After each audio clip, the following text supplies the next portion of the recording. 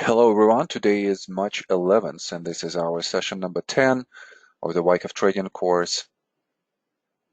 And today we're gonna continue with the exercise on volume and price.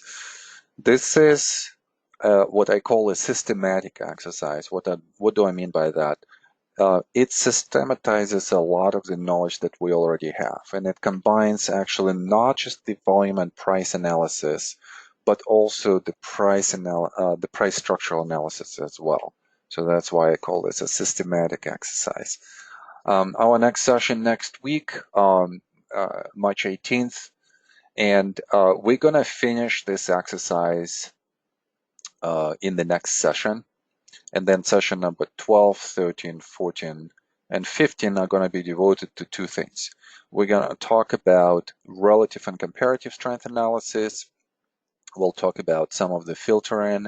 We'll talk about a Wyckoff trading plan. We'll talk about some of the tactics, and I'll introduce some of the concepts that are going to be bridge concepts into the Wyckoff practicum. That, by the way, is going to start, Wyckoff practicum is going to start on the 22nd of April. Our last session of this class, so WTC, is going to end on April 15th. This is session number 15. And then from here, for those of you who's going to take the practicum, we're going to stay on Mondays for the practicum. I'm just changing a little bit the schedule. So the practicum is going to start on April 22nd.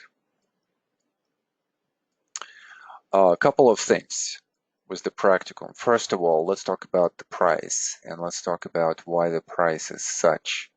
So the price for you guys is going to be $598.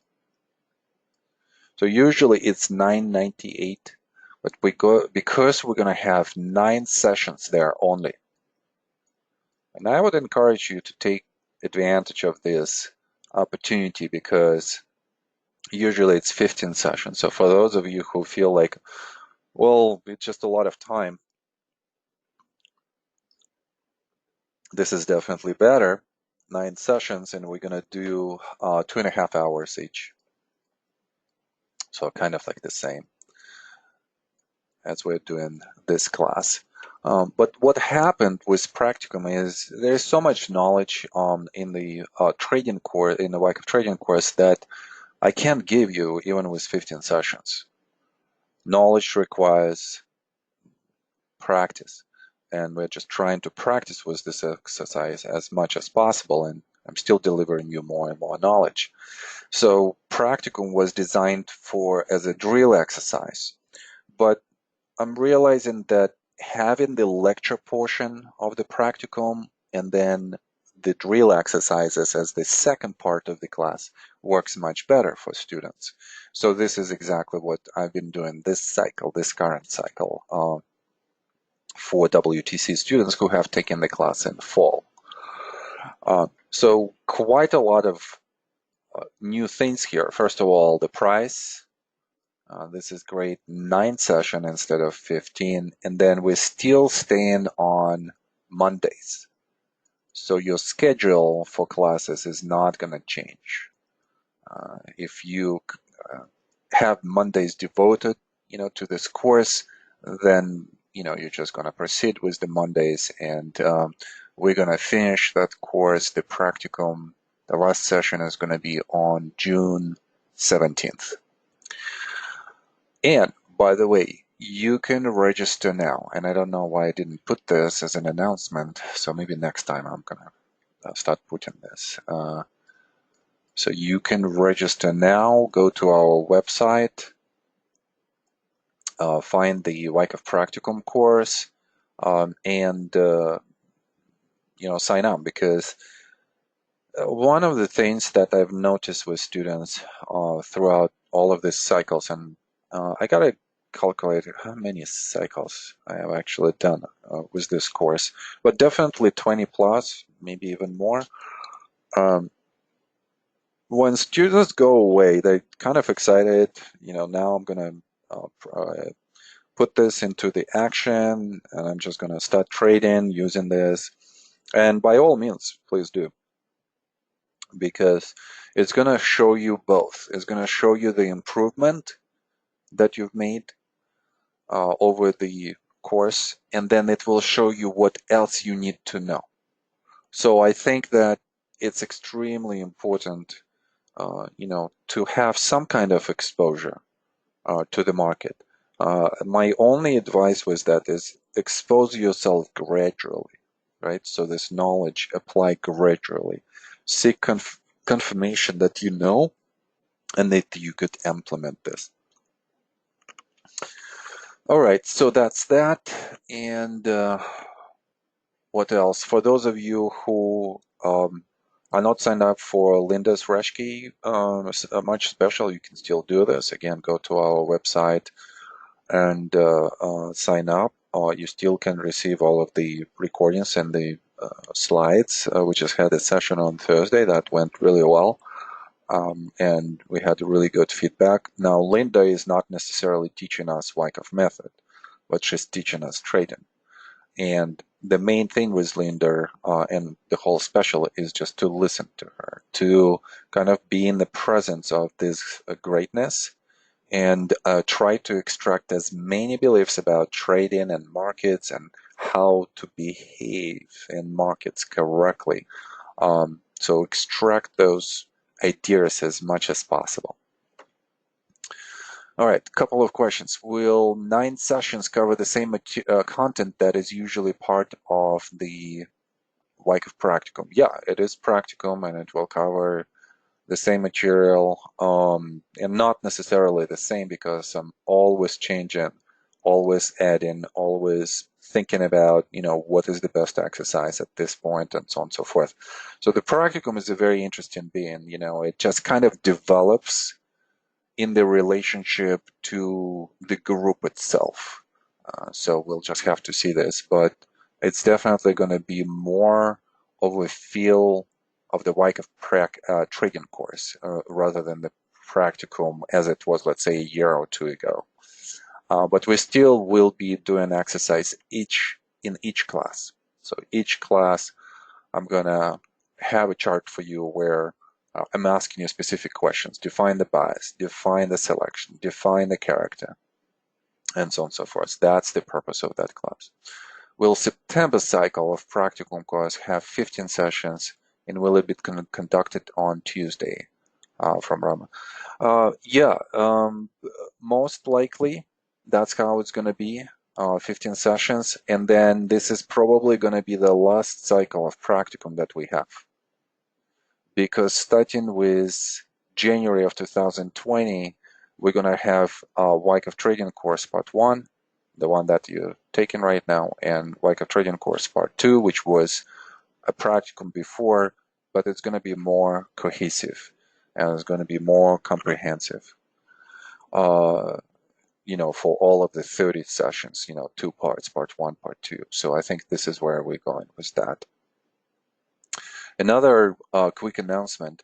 For those of you who are going to repeat this course during summer, so for those of you who is going to sign up for WTC summer cycle,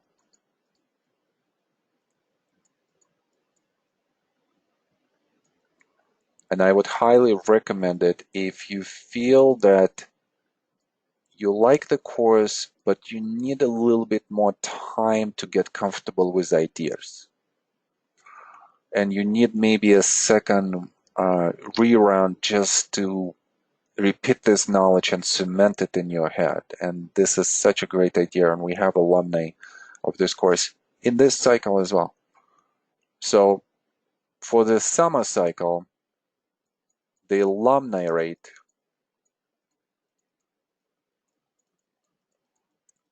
is, and this is going to be only 12 sessions. And usually during summer, that's what we do. I don't teach the full course. It's kind of like an abbreviated version just because some people are much busier, and this is just our opportunity to give them that chance to participate.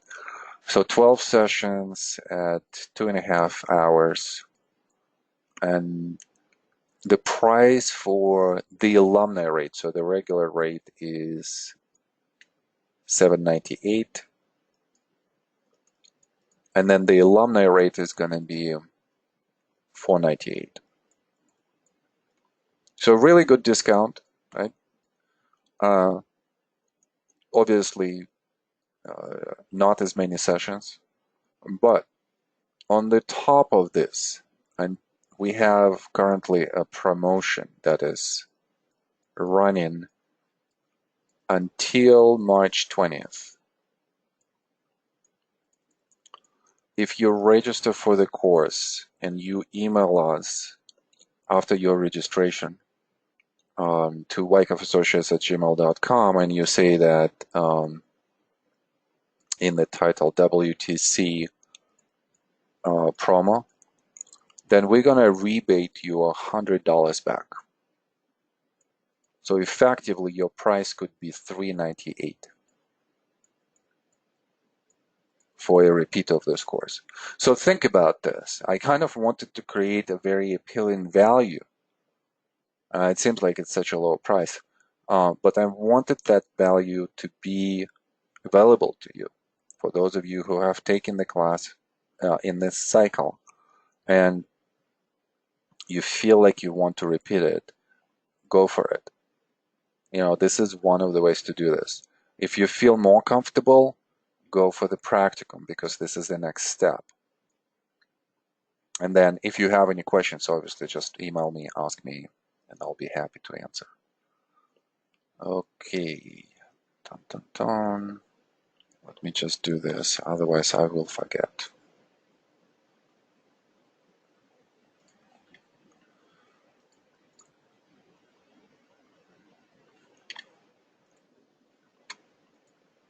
Okay, hold on a second. All right. Okay, now I can erase this.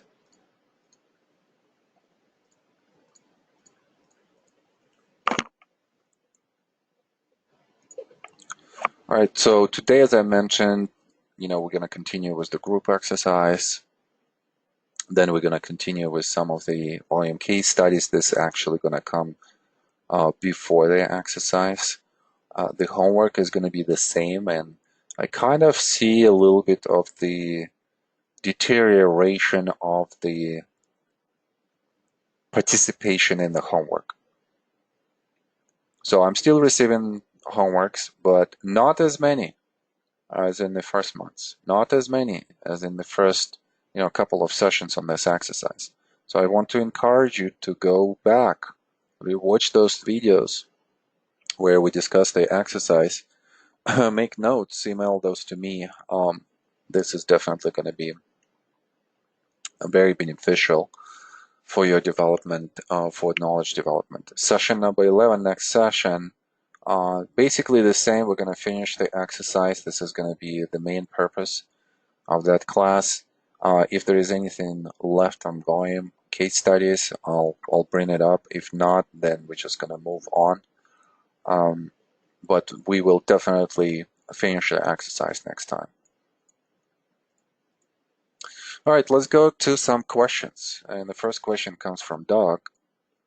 Doug is asking, if effort is the difference in force between the volume signature of two different bars, then is the result the difference in force between the price levels of two different bars? Actually, yes. If you think about, the effort, let's deal with the effort first. So we judge the effort by volume. And we could say that on, let's say, one bar to the upside, the volume was this. And then on another bar in the same direction, the volume increased. So this volume increase in comparison to bar number 1, it suggests that there is some kind of difference in the amount of effort that was put into that second bar. So there is more effort to push the price up. So there is a difference in how effort is being depicted right now. The same for the result, because we could see that the result, let's say in this case, is going to be all about, let's say, something quantifiable, something visual for us, right? Because we're reading the chart. So we're going to say that the up spread has increased. Secondly, we could say that maybe close to close, the distance between closes, right? So maybe the previous bar was somewhere here, and that was the previous close. So we see that maybe the close to close is increasing. Then we might say that, let's say on bar number 1, there is some kind of supply tail that we see. So we could say that the close to spread has increased as well in bar number 2, and it closes so close to the high of that bar. And that would be the difference in the result. Obviously, result is also going to be associated with the intention, and this is something that, not necessarily Wyckoff-ian, Wyckoff never talked about the intention of the specific bar, but I took it from the significant bar technique that I've developed for myself, and I'm going to introduce this to you guys briefly in this course, and then in more details during the practicum. During the practicum, we're going to be discussing significant bar as an element, as a tool for stop losses, and how we would be moving the stop losses more mechanically. Again, not necessarily a Wyckoff idea, but something that I've realized in the methodology was, in a way, not was heavily underdeveloped. So I had to think about this, and I introduced just basically the way how I, trade swings, or how I define swings. And that became very popular with a lot of students. Usually students opt out, to do that instead of the Wyckoff method stop losses, which are extremely discretionary. So we'll talk about this, and we'll talk about this, in the practicum. But intention is, slightly different, but still under the result. Let's see what other questions we have here. Is result indicated as an absolute level, whether positive or negative, namely, result could increase, decrease to the downside or upside, or is it the delta, change in the value? So definitely we're talking about specific things, Doc, right? So we know what those things that we want to define. And again, they are extremely quantifiable. If we're going to look at the spread, we're going to compare it to the previous subspread, and we will define the spread as the difference between the high and the low. There is a variation on the spread with the true range. We've covered that before. Close to close, quantifiable. Close to the spread, quantifiable. So we are looking at the differences in among these characteristics. And obviously, yes, there is a change in value. So for instance, if the spread has increased, so there is a change in value. If the close to close has progressed more, there is a change in value. If there is the close, like in this case that I'm showing here, bar number 2, the close is much closer to the high of the bar, then it's quantifiable as well, and therefore we could extract the value of change. So yes, it's definitely a quantifiable change in value type of parameter. Having said this, you could say that the absolute level is going to be related to the intention itself, right? Because we are going to be looking at some level of resistance or support. It doesn't really matter. And then we're going to be looking for the bar that's going to try to overcome this point of resistance. So intention behind this bar is going to commit above.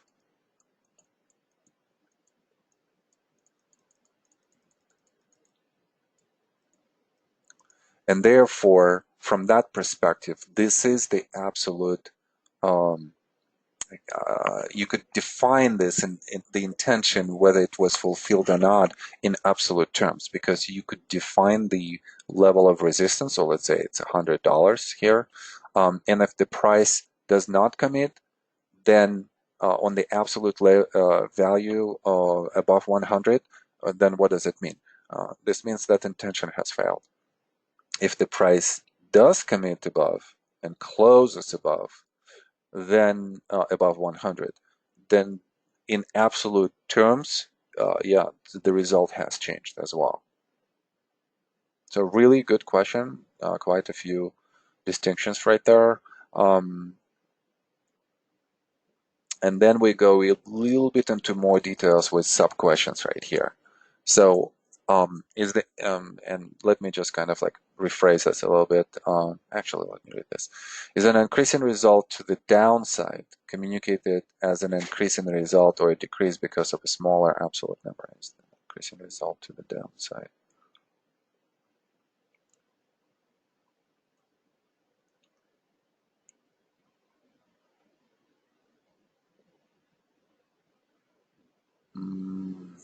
Not sure about this question. Okay, so let's just not go there. Is decreasing. Okay. Is decreasing result to the upside communicated as a decrease or increase because it's still prices. So, Doug, I think that what you're talking about is in the context, let's say, of an upswing where maybe a result is decreasing, right? So let's say spread is decreasing, maybe volume signature is decreasing.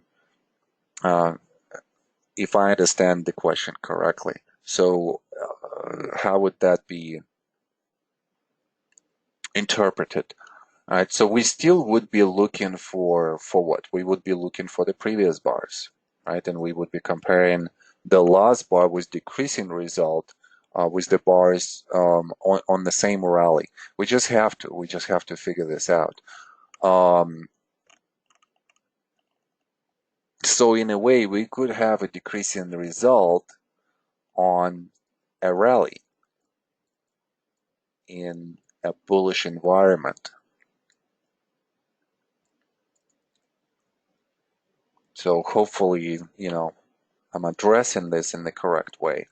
I'm just trying to see if I'm understanding the question correctly. So yeah, you could have in the bullish context a decreasing result. You could have in the context of the downswing a decreasing result to the downside as well. Yeah, so that's possible. Okay, really good questions. Some interesting distinctions that we're discussing here. All right, so thank you, Doug. Let's go to the next question.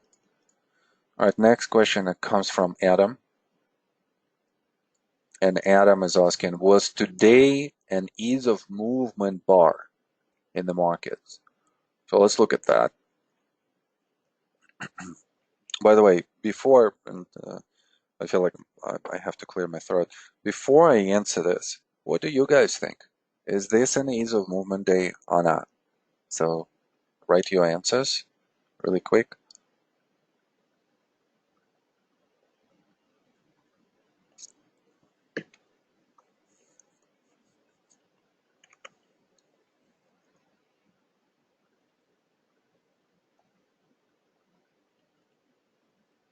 Yeah, it doesn't matter what you used.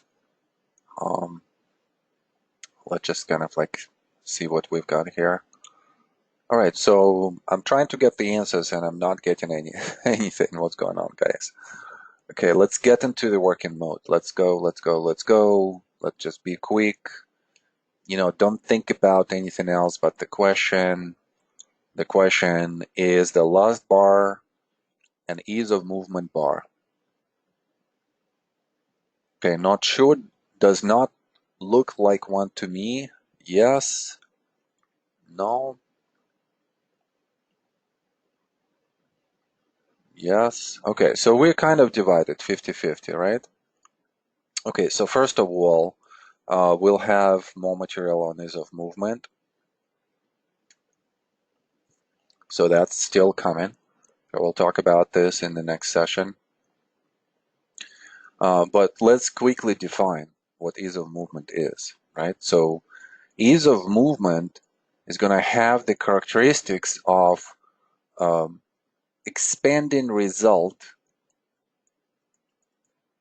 and diminishing effort, or on diminishing effort. Obviously, in the bias direction, in the direction of the bias. And then under the result, what's important is that we are going to have the intention satisfying the commitment requirements. So let me go through this again. We're going to see the increased result, and predominantly the intention behind this result is going to be positive. And it's going to happen on the decreasing effort. And usually the decreasing effort is going to indicate that the opposing to the bias force, in this case, because the bias is what? The bias is up here, right? So the opposing effort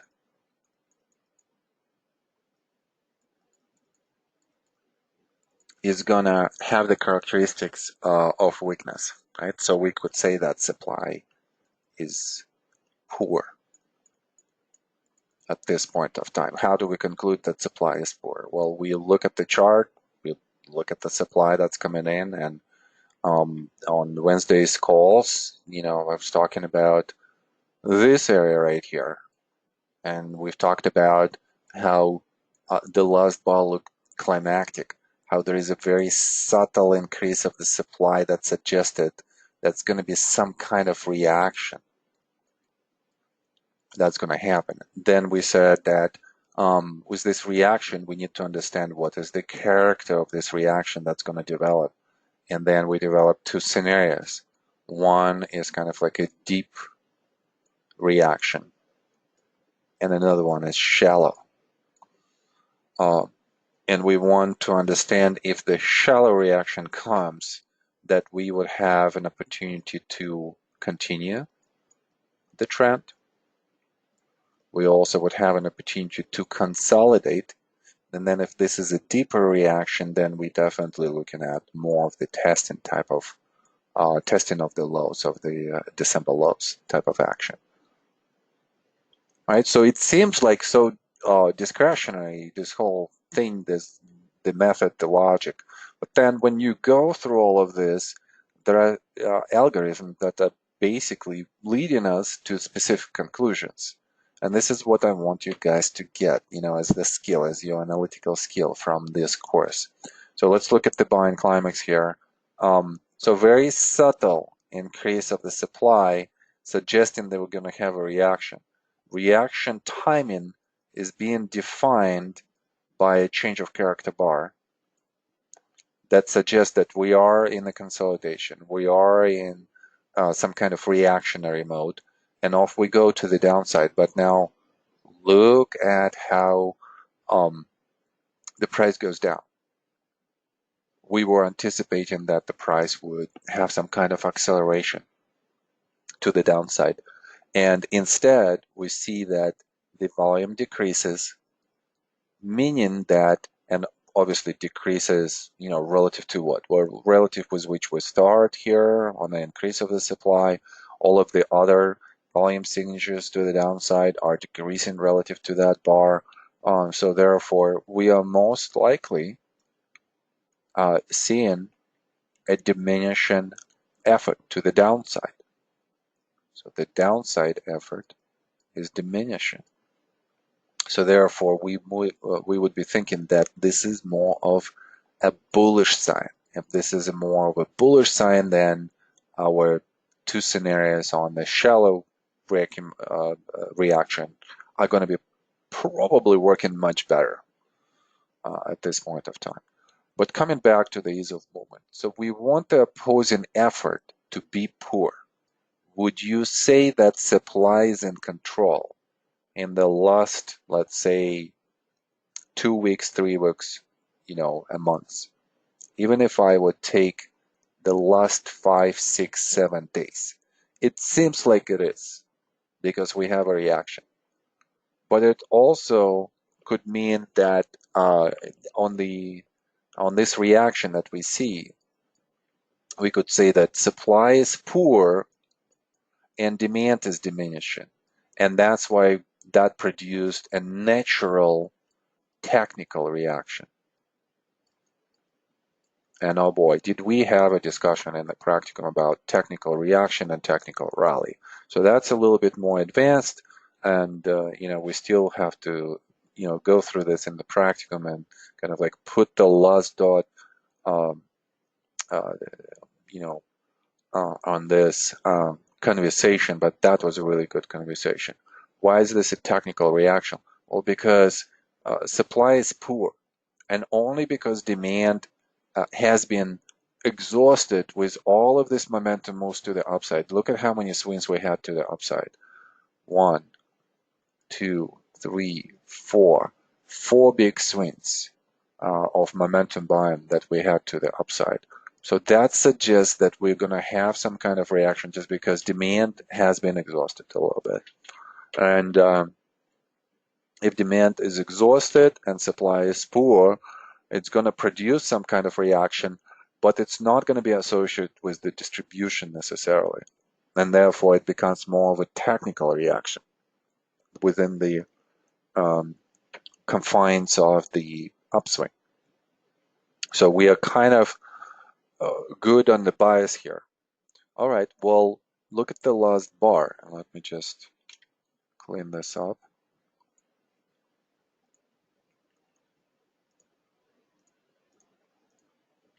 So let's look at the last bar. And let's go through the definition again of the use of movement. Do we have supply that is poor? Yes. Diminishing demand on the reaction? Yes, we have that. Or diminishing react on the upside? Yes. So now what we want to see is through the reaction that was a technical reaction, we want to see supply being exhausted, at least temporarily, at least short term. And with that exhaustion, now imagine that supply is exhausted and demand is tired too, right? So both of the forces, buying and selling, are hesitant to go into the market and produce the next wave. The buyers are hesitant because, well, they've been buying for 2 months now, more than 2 months. So whoever wanted to get into the position already in the position. That advanced the price so much that there is no value even for some, for some of the institutions to be in the market, to be active in the market right now. There is more value for institutions right now to think about, I'm already in the position. How do I hedge my positions against a possible volatility that might come next? Something maybe like of this variety. sort, where we have more reactions that would create the trading range. So therefore, the buyers are not active. And then the sellers are kind of the same way. Why? Well, because they've been selling on the way down and they had profits. And then once the price went up, what do you think they did? They started selling again, or they added to the position, or they established new positions as the price. And what was the premise of that? Well, because they are thinking here, sellers sentiment. They are thinking that we are in the bear market. That's number one. So their bias and therefore their behaviors are going to be determined by this bias. And secondly, they think that we are in the short-term overbought condition. Literally here, here, here, here.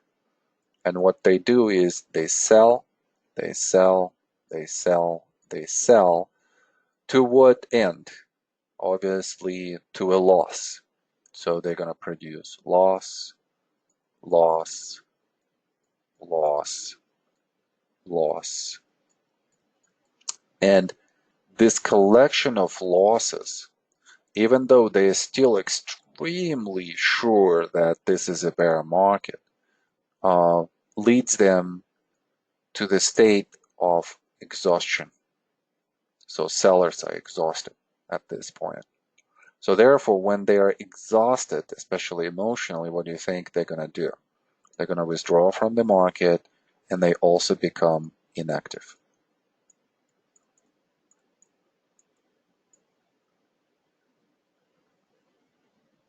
And therefore, at this point of time, this is what we see in the volume signature. Right? It's almost like there is not a lot of participation. There is some, but not as much as we have had, let's say, in this area right here. So what does this remind you of? Well, probably this environment right here, something like this, where we're just kind of neutral and we have some kind of reactions within the context of the swing. And those are fine. They're still within the bigger context of a much larger, move to the upside. It still tells us a story that, yeah, we are exhausted in general. Buyers are inactive. They're already in the position. And then, sellers are just exhausted with all of the losses. So they are out of this position. And they don't want to come in and short at this point just because they don't want to be wrong again. So that's the whole sentiment picture that we have currently in the market. And it still favors the bullish scenario, no matter how it's going to unfold.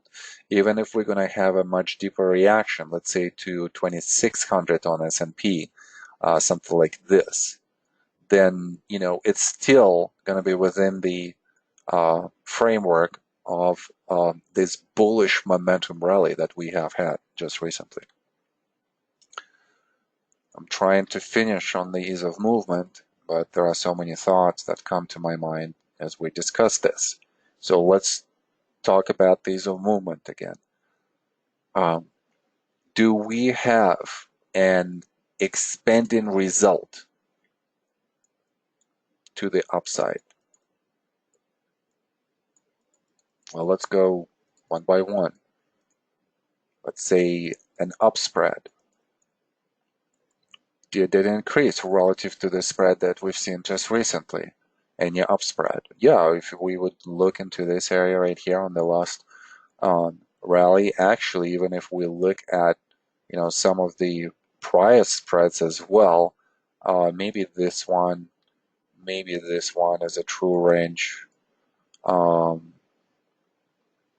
That's even larger. So we could see that in the last month or so, this is the best bar. So yes, a check. Close to close. Yes, check. definitely we are at a much better close to the upside than what we had here, and we don't even have a close to the upside here. This is close from one down bar to another down bar, but we are overcoming all of those, and this is a much better close. What about close to spread? Yes, as well. And we could probably judge this by maybe like the previous bar that has a bullish characteristic built in it. The price has gapped down on the open, went down, and then closed up like this. So we definitely see the improvement both on the close to close and close to spread and up spread and so on and so forth. And then we said that the effort to the upside for the ease of movement needs to decrease. And we see that in the volume signature. So on a relatively light volume compared to what we've seen before, we are actually moving nicely. So now a tricky part comes, intention. So with the intention here, we should think about this in kind of like two terms: short-term intention and then long-term intention. So short-term intention was to close favorably over what we have had as a commitment in the most recent price action. What was that commitment? It was commitment to the downside, right? So we had closes down, close down, close down. Are we committing above those closes? Could the professionals, even with minimum effort, push the price in such way that it's going to close above previous closes? And we could definitely see that 1, 2, 3. 3 bars, or 3 closes rather, this bar has overcome the latest 3 bars to the downside. And it did so in 1 day. Not in 2, not in 3, not in 4, in 1 day. So it took the price 3 days to go down, and it took just a day and a half to rally off this low. So definitely we are satisfying a short-term intention. Now what about the long-term intention? Well, the long-term intention here is obviously to overcome a resistance that has been created by the high of this upswing. Have we done so? No. And that's the key here to this question. Is this an ease of movement bar? On a short-term basis, yes. On a longer-term basis, we still have to see the commitment above this area. So this bar has all of the characteristics for the ease of movement, and it is an ease of movement on the short-term level, on the short-term time frame. And yet, having all of these characteristics on a long-term basis, it does not show us that ease of movement yet. But it can if the next bar or within a series of bars, we're going to have something like this. And, I've discussed in the WMD what could be the catalyst for this type of move, what would be this type of commitment. And I've shown you guys some analogs from the past. So let's talk about the catalyst. Catalyst most likely is going to be associated with China, US talks. Imagine everything comes together, everybody's excited, and what do you think is market's gonna do? Most likely it's just gonna go to this level very quickly. So there's gonna be some kind of acceleration. That's number one. So that's like the most bullish scenario that we could see. So, and this would conclude this run. After this, we definitely coming back in a big way because the institutions are going to see this as an opportunity of liquidity value close to the long-term uncertainty high, and they're going to start selling.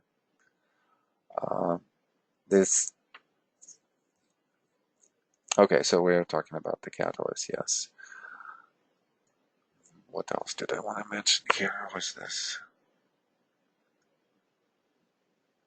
Oh, yes. So the analogs for this. So look at the Dow Industrial in 1974, 75. And 75 was such great analog for this rally. And if something like this develops, or maybe even like something of a small trading range shape and then going up out of that, this is going to look more like 75. Tesla in 2014, 15, 16, look into that, had the same big structure trading range, and then a shakeout in the middle, and then a quick rally to the upthrust, reaction, and then a prolonged consolidation, almost like a year. And out of that consolidation, then the price started to go up. So quite a few still scenarios of how it's going to unfold, but it's very encouraging how the reaction is behaving. And that's why it's not just enough to identify that the reaction is going to happen. What we should be concerned about is the way how it happens, because the way how it happens will define the short-term bias and sometimes long-term bias as well. All right, great. Let me see some comments here.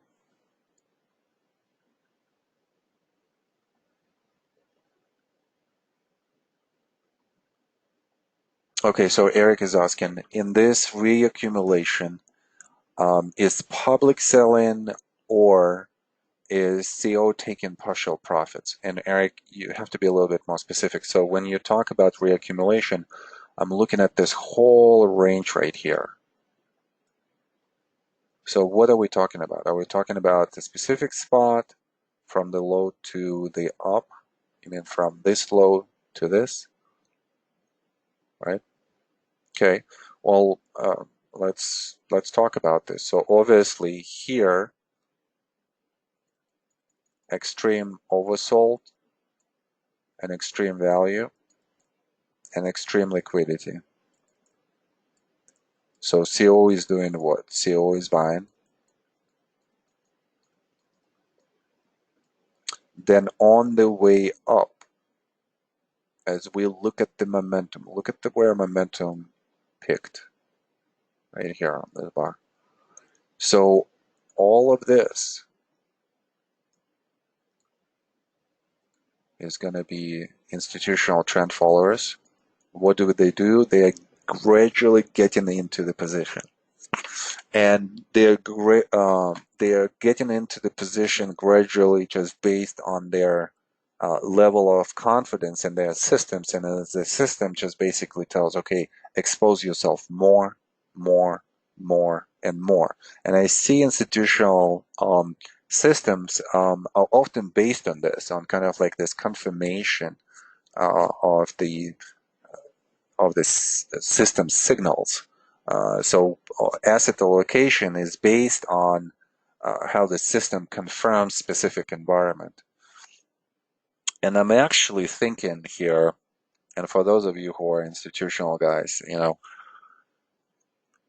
I think that it's a model that was based more on the idea of the preservation of capital. And I think that in the institutional world, we kind of, all of us, are so concerned about losing the capital. Because if you lose the capital, you lose your job. That's what it basically is. If I have my personal account, and let's say that I lose the money, it doesn't mean that I'm gonna stop investing or trading, which was in that account. But with and I still have that job. With institutions, it's different. They produce a bad performance, and then their job is in jeopardy. So that triggers specific behaviors by money managers. So they want to be tentative and they seek confirmation. And what it does, Adam, by the way, yeah, I agree with you on that. Um, what it does is money managers at this spot are going to be tentative and they will seek confirmation. And look at this, Adam, what this produces. As they seek the confirmation, they underexpose, and then because of that, they underperform.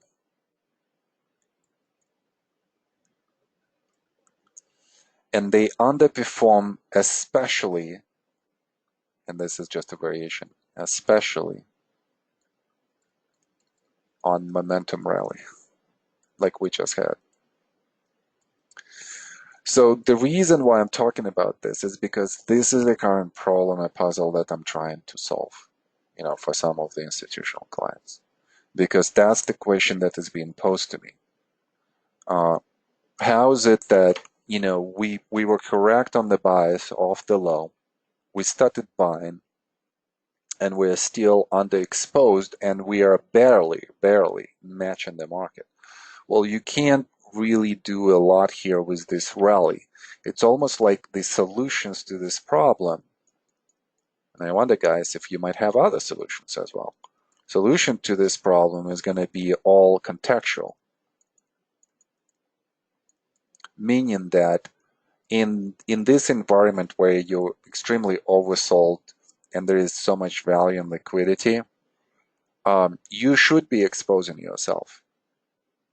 The only other question here, if this is going to develop into the bear market. So, like, there are so many thoughts that I have on this. Not necessarily want to go into this because we're already at 4 o'clock almost. But this is a very interesting puzzle, and this is something that maybe I'll discuss more in the practicum. So solutions, contextual, right? So you're going to be thinking about your weight in a specific sectors, groups, and so on and so forth. Secondly, market oriented exposure for your portfolio, and that could be in the case we could be thinking about like specific ETFs that could be related either to the market itself or to specific groups that we think are going to outperform. Then the third one is just portfolio risk itself. How do you manage your portfolio risk in this environment? So if you are underweighted and underexposed, you're gonna lose just on underperformance. So for money managers, not just making money is not enough. It's you always being measured against the market, against your peers, and this is where you could lose your job as well, right? So if you are underperforming consistently, then you might have fewer capital coming your way. So a portfolio risk question is a very interesting contextual, point here, for us to think. So maybe like ETFs, and then also I'm thinking, and I kind of suggested that there might be some smaller leveraged positions that you could use here. Smaller leveraged positions. So for instance, if your institutional risk there is at 1%, you could say that I'm going to expose a quarter of that percent to more risk than usual. But in an environment like this, if it works out, it's going to bring me, let's say, additional percent or percent plus. So in a way, you're kind of creating that 3-to-1, 5-to-1 relationship on reward and risk, and you're improving your equity, and that allows you to outperform. this has to be timed more properly, this has to be selected more properly, but if it works, then you're gonna benefit from that. And then the last one is you definitely want to understand how you're gonna do your hedge at the top of the rally, because you're gonna have your portfolio is gonna have some positions that maybe majority of the positions that gonna advance, maybe like 20% that are not gonna advance, 80% that are gonna advance. Out of those 80%, you're gonna have some of the positions that advanced but not as much. You're gonna have 20% that advanced a lot. So you definitely want to keep those, and you want to understand how you hedge against, an upcoming reaction for all of your positions. So maybe the ones that did not advance as much, and you see some short-term deterioration in the price and volume signature, those you could hedge more. And the ones that are there showing more bullishness, you could just leave alone and just seek the opportunity to add on the way down. So quite a few ways, to tackle this problem and to think about this puzzle. All right, so many side notes today, but hopefully all good, guys, and hopefully we are covering some of the material that you could use in your own trading as well. And everything, by the way, everything that I've said, if you have a portfolio of, let's say, 100, 200, 300, 500, something like this, up to $1 million, and we have students like that, this is your topic. This is how to manage your portfolio, how to understand the portfolio risks at the specific structural spots. Again, maybe something a little bit more advanced for this class, but something to think about while you're taking the practicum, because those things are going to come up and we'll discuss those. One last thing, what I like about this last bar, and obviously again, short-term intention is satisfied, but long-term is not, right? So we still have to overcome this point of the resistance that played out so many times before. So until we have that bar, we're still thinking that the long-term intention has not been fulfilled. But look at the momentum, how the momentum comes to, and I'm always using rate of change. I'm not using any other momentum indicators. It's redundant. Just use one, stick to one, and it would be enough. So look at how it goes to the center line and then rebounds exactly off it. So this could be just a short-term technical rally, and that's how the price would behave around that. So look at, let's say, something like this, this. So there is some kind of momentum, let's say, going into the latest rally, and then on the reaction, we're seeing that once it touches the center line, it recovers. So somewhere here, you could continue your campaign or add or establish a new position. All right, great. Good questions, good conversations.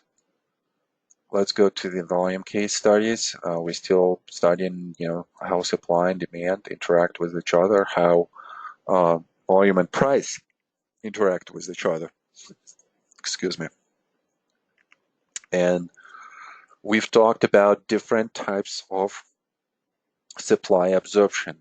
We've talked about horizontal absorption, or absorption through time, sometimes I call this. So this absorption is going to be observed by ours through different phases. And usually the predominant supply signature is going to be of the diminishing supply going into phase C, and then we could have different variations on this. Vertical absorption, we said, that could take different paths. We could see, and we've studied the kind of like a vertical absorption on the way up, which is more aggressive, where we had a reaction in the direction of the main bias. So main bias here is to the upside. Then we have a reaction, and this reaction has elements of increase in supply. So here we've talked about how on the way down, not only supply but demand is going to increase, and that's going to produce absorption on the way down. And then we said that after that,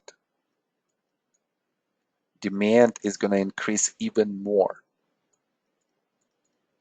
And when demand is going to increase even more, the price is going to go up with the increased momentum, and it's going to come to the point of the resistance.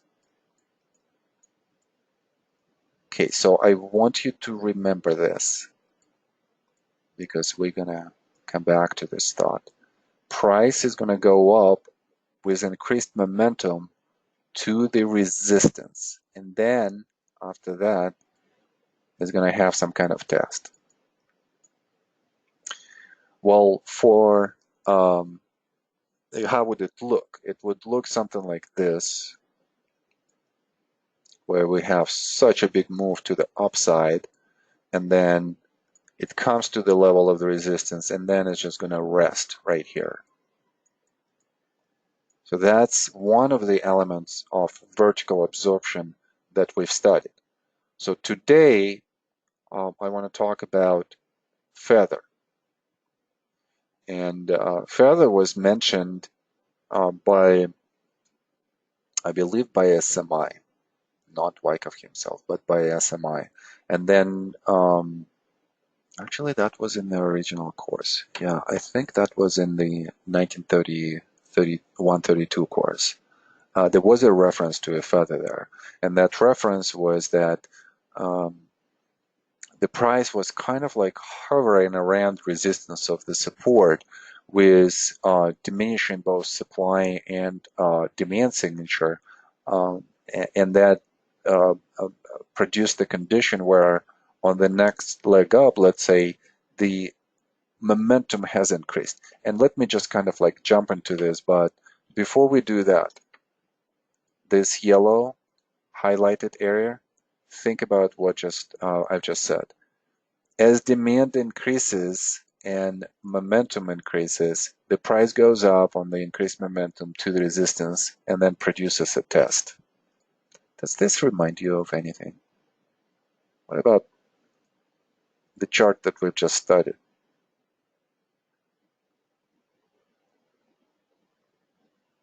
We definitely don't have a bullish bias before.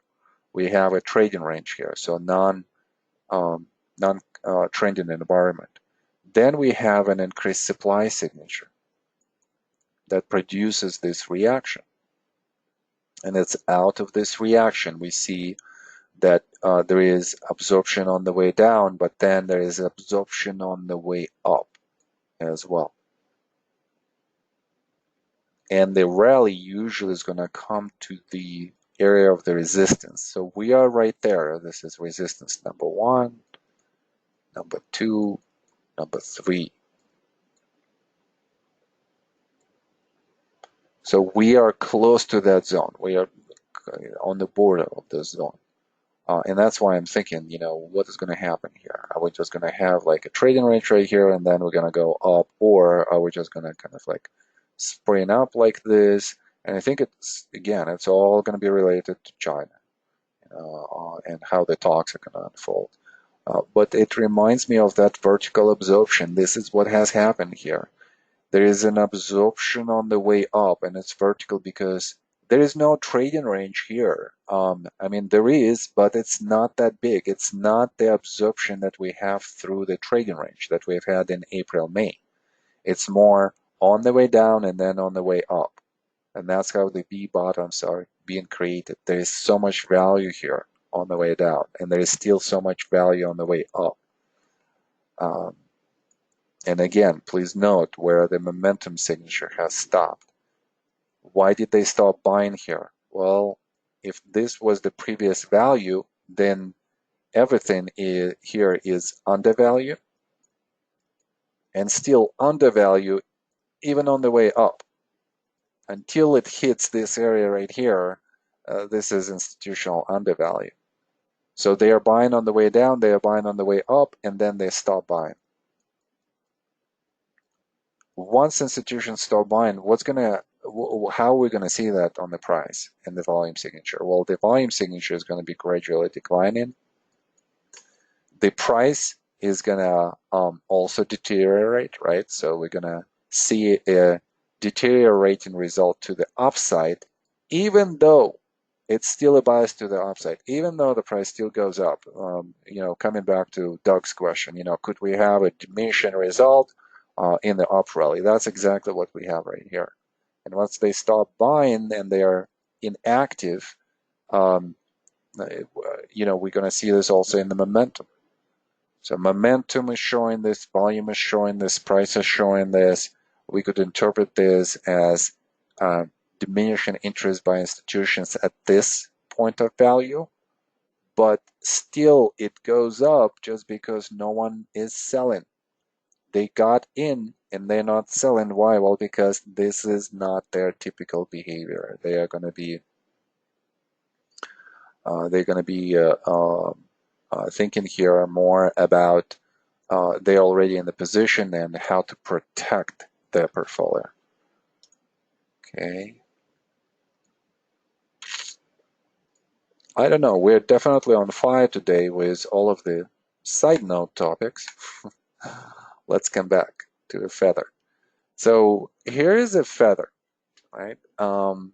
And this feather is in a free fall. What does it mean? Well, you guys remember, right? You know how the feather flies down, how it falls. It's kind of very slow and gradual, and usually it's just gonna kind of like go from one side to another side and have those swinging type of moves, and slowly and softly it will land on the ground. And if we would be thinking in terms of feather in the market, this type of action, we probably would be saying that there is no increased effort or pressure that is being applied to a feather. And that's why it falls down on its own weight. And it falls down smoothly and slowly. And there is no increased result. I mean, we're definitely going to hit the ground with the feather because it still has more weight than the air, right? So the gravity is going to pull down unless there is some kind of distortion with the wind and so on and so forth.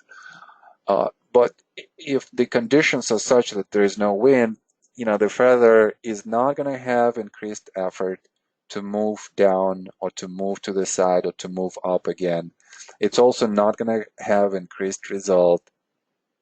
It's just going to gradually kind of like go down, down, down. There might be some slight increase in the result, if we go into the whole physics of this thing. I'm not quite sure, but to me, just on the conceptual level, this is just a free fall movement without interruption. And we could see in the market some places like this, where, let's say in this place right here, we see how the price had initial momentum, and then after that, the price goes down, goes up, goes down, goes up, goes down, goes up, goes down, goes up. And this movement is reminding me of a feather. We are close to the breakdown. We are moving to the downside. So result is there, but not dramatic.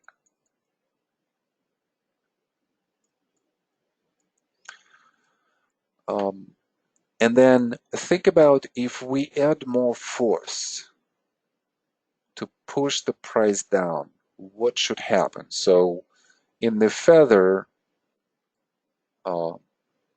story here, we're going to say that if we're gonna put a small stone on a feather somewhere like on the top right here, so we're basically increasing the effort to push the feather down or to push the price down.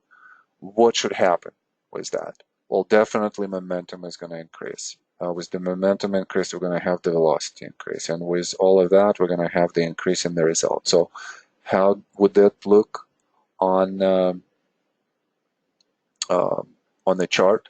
Well, it's going to look as if out of this feather trading range, once the increased effort was introduced, the price is going to just run down much faster. And that effort is going to be shown to us in the volume signature, or rather than at the change in the volume signature. Right? So volume change, effort change. As this happens, then we're going to see price change. Okay, so let's look at this just on the charts, and let's talk about the characteristics and definition. So a feather is a part of the springboard heuristic that identifies a significant lack of counter effort and counter result, resolves itself in the momentum breakout. Let's look at the bullish feather. We have an established bias to the upside. That long-term bias is to the upside. And this is Apple daily chart. Then we have a counter reaction to that. Counter move. This counter move is going to be associated with some of the supply signature that we could see here in the stop in action, in the sell in, and then still, on the way down, kind of like a general capitulation here. So supply is going to increase. And then after that, what's going to be interesting is that we're going to see higher highs, higher lows for the bullish feather. So here they are, higher high, higher low, relative to this. Higher high, higher low, higher highs, higher lows.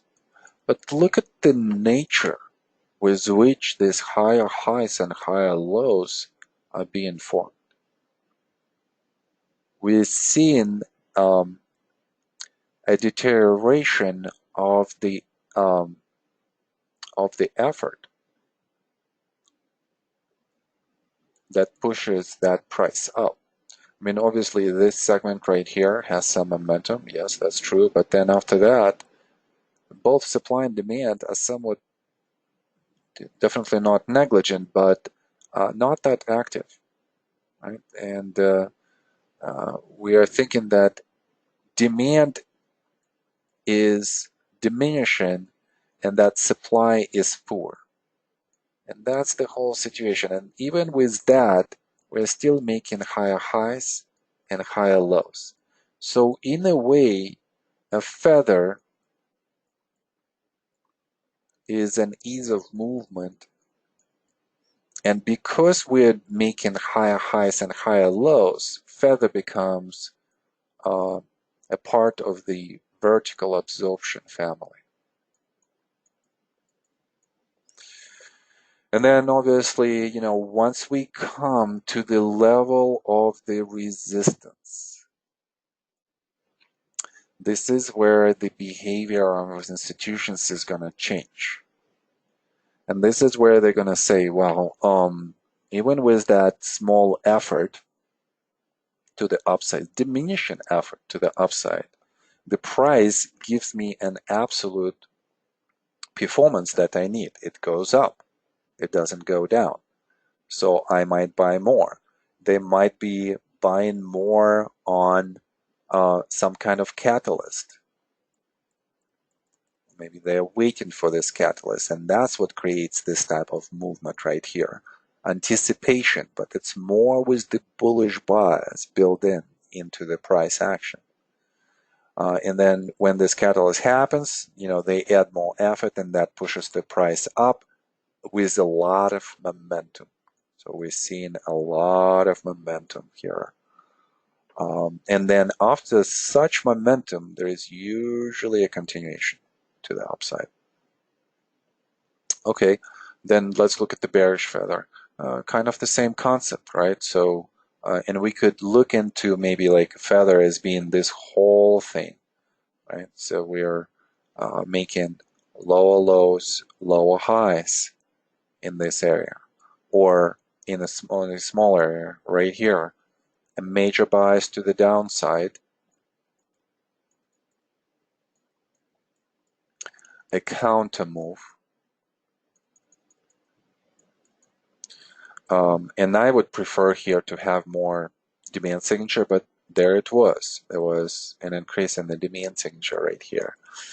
And then after that, there is a move to the level of the support. Please notice for bearish feather, this is going to be support. For bullish feather is going to be a resistance. And we are kind of hovering around this area. We're still making slightly lower highs and lower lows on a very short-term basis.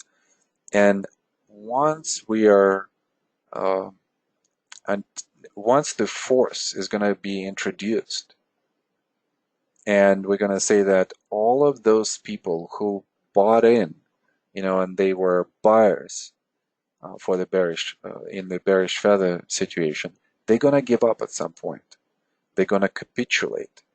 And this capitulation after the feather is going to produce increased volume signature, increased momentum, increased velocity to the downside. And then obviously the price is going to react also a lot to the downside. It's going to have all of this increased result to the downside characteristics.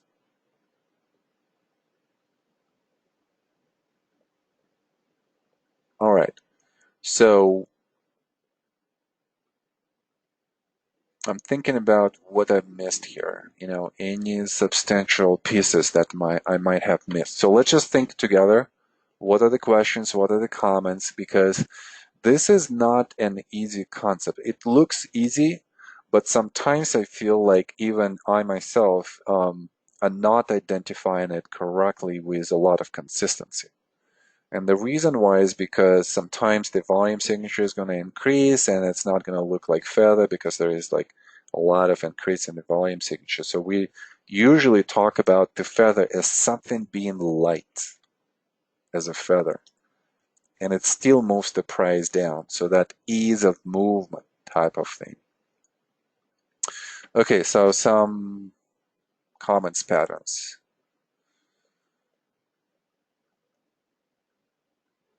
Okay, Adam, I'll have to look into that. From Nilesh, how should we trade further to initiate a position? Okay, very good question.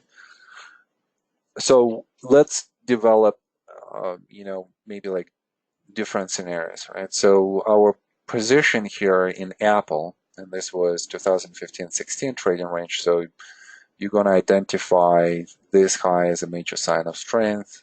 Point number one as a backing up action, going into point number 5. So this is just a trading range of the backing up action here. So how would we be thinking about opening the position? Because of the first reaction and the increased supply on the backing up action, we might be thinking about establishing the position at point number 2 on the reversal. So somewhere here. So this could be our point of entry number 1. Then looking at the feather itself, and I think this is the value of that question, how do we trade it? If we understand that feather by itself is a test of supply at the resistance level, then we know that we could buy the test. So we could find some spots to buy here. 1, 2.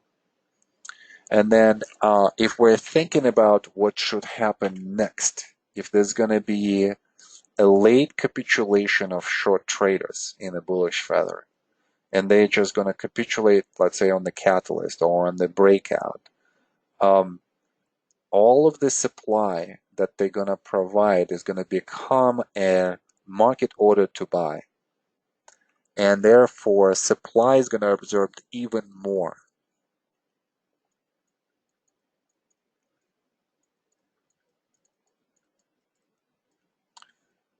Absorbed more.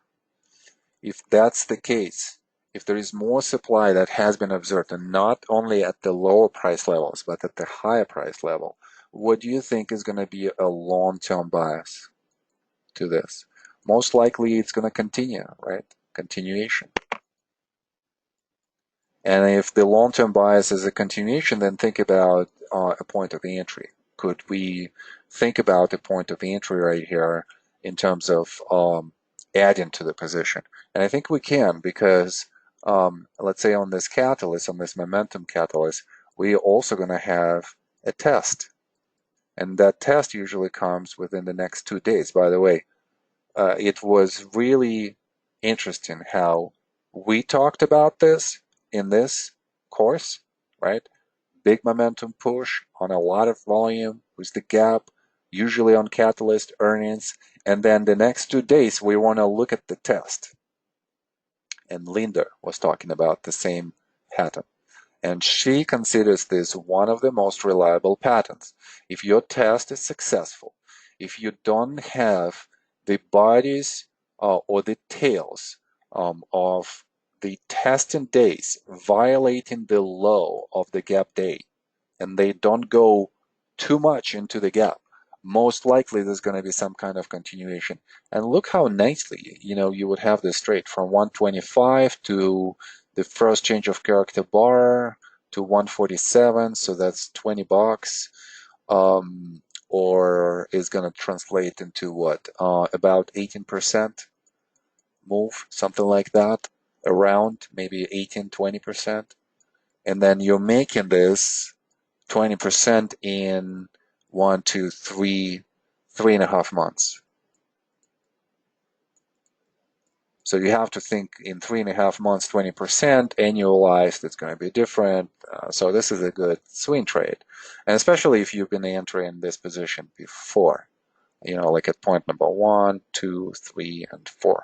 So you could potentially scale in into the position, and look how nicely it just on the edges of oversold, short-term oversold conditions. What do I mean by that? I believe this was the low, yes. So look at this. All of our entries are clearly close to the oversold, except for the momentum breakout right here.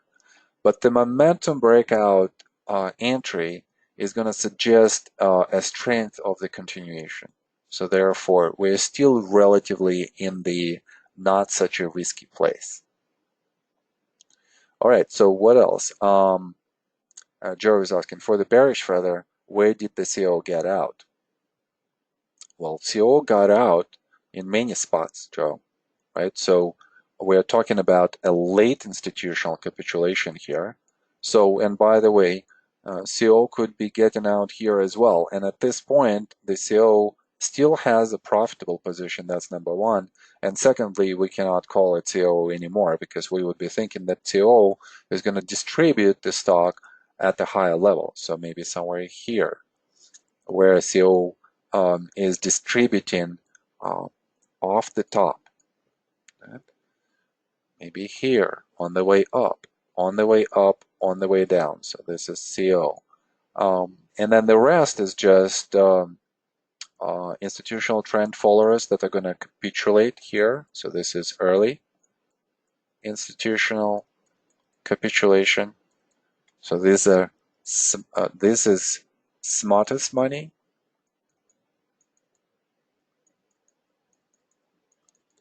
This is smart money. Why is it smart? Well, because they get out at the last opportunity before the collapse.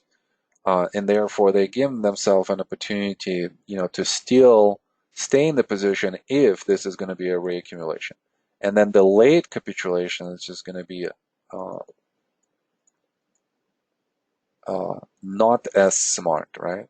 Not as smart.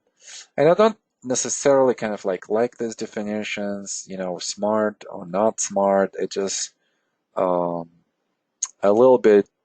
I feel like some people could look at this as a little bit, demeaning value, for certain types of market participants. But I know that you guys understand what I'm saying here. So the smartness of the money depends on where they get in, where they get out, but at the same time, there are so many different variations on how institutions behave. We don't even know completely what are the motives, intentions of some of the institutions being in the position that is going down, or shortening the position that is going up. What if they have some kind of spread trade, right? So meaning that they have two highly correlated stocks. One of them they bought and another one they sold. And this could be here an example with Goldman Sachs where somebody might be buying Goldman Sachs and don't mind the Goldman Sachs going down, but at the same time selling another stock in the same group because it just outperforms on a relative basis. Um, Obviously, in this case, it should be vice versa. This was actually a trade that I've conducted back then, in 2018 in Goldman Sachs. Um, Let me just capture this. So the trade was conducted here. The entry was somewhere here. I don't remember exactly, but I remember that it was before the break. And I was consulting an institution at the time, so the trade was done with that institution. And it was a profitable trade, but it was executed incorrectly. What do I mean by that? I mean, obviously, selection was correct. The point of entry was correct. Check. Point of entry. Check. We used I think it was actually a cash position. So they were borrowing, and this was a good stock to borrow because this stock usually has a lot of liquidity. So a good institutional, easy, what's the term there? Easy collateral stock um, that could be used in this situation. And the exit from this trade was somewhere, uh, I don't recall exactly. I think in this area here, um, or even earlier here. So we haven't even experienced, a terminal climactic action. And I was kind of a little bit disappointed how execution has been done on the exit. I mean, obviously for a small swing, that's fine. But the bias was still to the downside, and we just experienced a major sign of strength. So we had this first capitulation that meant that there is still most likely is going to be a continuation. Could have stayed in this trading range and then continued to the downside. I believe the stock went down after that. So execution and specifically exit on their side was really poor. So it's very interesting how you could have the knowledge, but you might not have the skill. You might develop the skill of visual recognition on the chart of what you see, but it doesn't mean that you could execute correctly. Even if you know how to execute correctly, you might be bound by the market opportunities that is being given to you. I mean, obviously, the market in 2018 in comparison to 2017 are two different animals. So opportunities in the market play, availability of opportunities also play a big role. And sometimes we don't learn how to recognize this opportunity. But even if you can recognize the opportunity again, it doesn't mean that mentally you might technically execute it correctly, but mentally you might not execute it correctly. And even then, when you can go through all of those steps and you are at the level of the advanced understanding of not just trading but yourself, you still can fail to leverage this opportunity. And with advanced students, this is a common mistake. Sometimes you see an opportunity, you recognize you have the knowledge and skill to act on that, and then it becomes a wasted opportunity because it was not properly leveraged based on the contextual risk that was present at that time. So it's a process, and this course is just a first step in this process. And I'm still working myself on this, believe me, guys. I mean, like, I'm extremely honest with all of you always, because I believe that if you're not honest with yourself as a trader, you're most likely going to fail. So you have to expose yourself. You have to be vulnerable. You have to be uncomfortable constantly in order for you to adjust. Always make that adjustment. And then only that will bring you to the next level. So that was kind of like my disappointed on the actions of that hedge fund at that time. Okay, so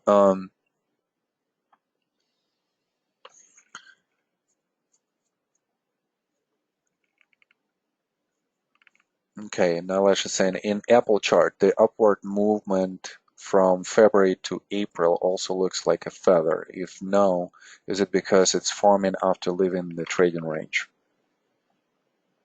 February, April.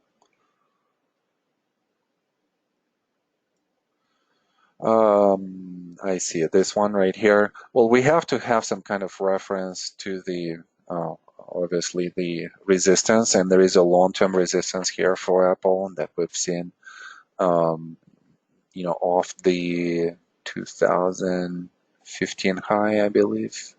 Right. Yes.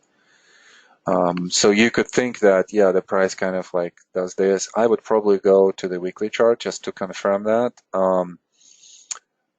I would say that this is just like a uptrend. It's more established. There is no grinding into the resistance area.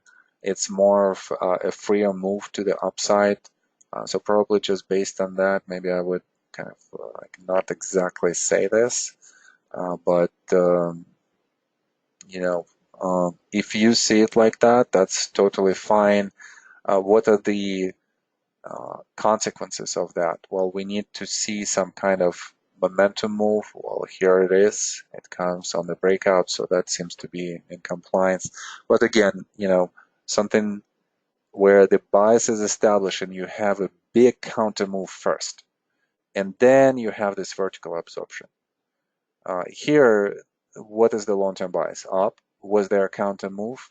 Not necessarily. So from that perspective, maybe not. Okay, Doug. Yeah, we'll talk about this maybe later on. I'll have to have more examples of this.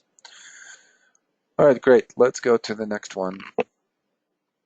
Okay, well, 20 to 5. Let's talk about urgent demand. That's another volume case study that we have. So usually demand, and we've talked about the ice cream story, right? So demand usually is not going to be extremely pronounced after the absorption of the supply. Why?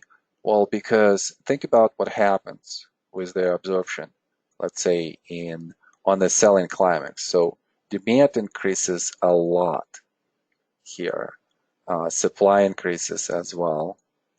So that stops the price from moving down.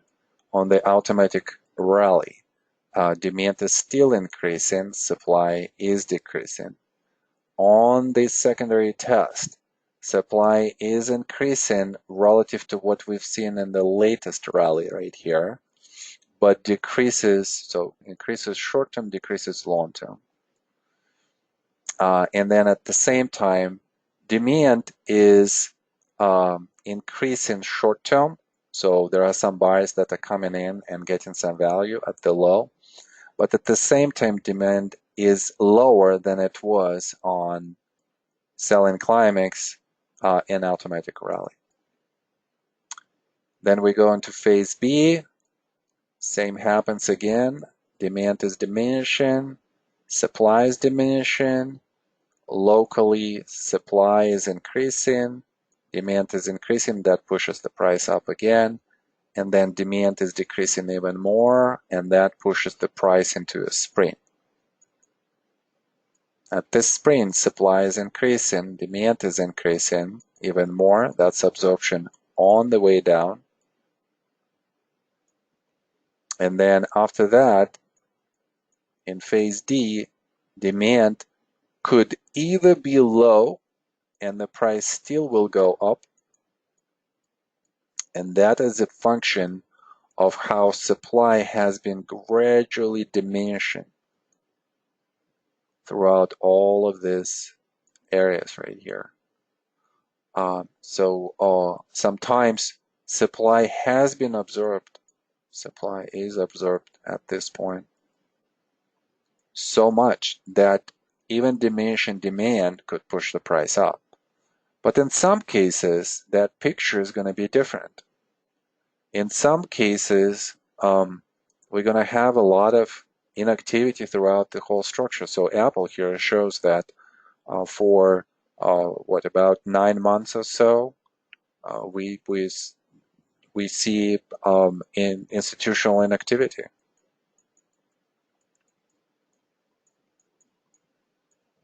And there is a reason for that. There is a long-term reason for that. And that long-term reason, you will have to look at the chart since 2001 and 2000 and just to kind of see what that reason is on the long-term chart. But on the short-term chart here, we're seeing how institutions are buying here, institutions are buying here. It's all of this is on the way down. There is no buying whatsoever, at least of the consistent institutional buying, until we probably come to this area right here. And we're seeing that there is a stop in demand that comes in at this point, and as the price tries to commit into the sprint action, there is one close below that support level. We see how the volume signature has increased drastically. And that is a stopping point, so therefore demand has commenced in a significant way, and it's a stop in demand. And it's absorption on the way down. So that we've studied. We've studied the absorption throughout phases. We've studied the absorption on the way down. Now, we also studied a feather. And a feather was a counter move and then a grinding out action, price action, on with higher highs, higher lows. And this would be seen more on the intraday. And then both supply and demand are diminishing. And it comes to the area of the resistance. And at this point, we could be expecting, if the effort is going to come, is going to produce such a huge momentum. Why? Well, because supply has been absorbed so much. And therefore, when demand comes in like this, on the way up, when supply is in strong hands, there is nothing stopping the price from moving in such a quick way. And another thought here on the urgent institutional demand. Think about the word in here, urgent. What does it mean? Why are they so urgently trying to get into this position? And please note, they're getting on the way in, on the way up.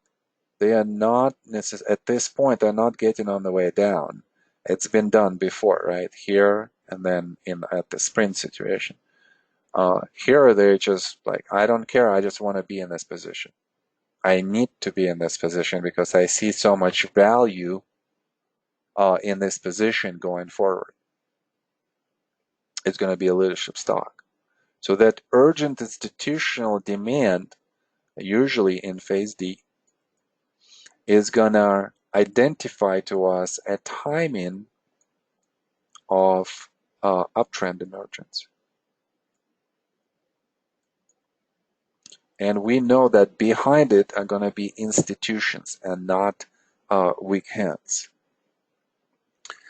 And usually this type of stocks, if you go and you visually backtest a lot of this type of breakouts in phase D, and if you find a lot of institutional volume signature in phase D that pushes the price like this with a lot of momentum, bringing it above the levels of the resistance, then you could make a deduction here that it's not only going to be a leadership stock, but that the trend is going to be sustainable for quite some time because institutions don't buy for a couple of weeks, couple of months.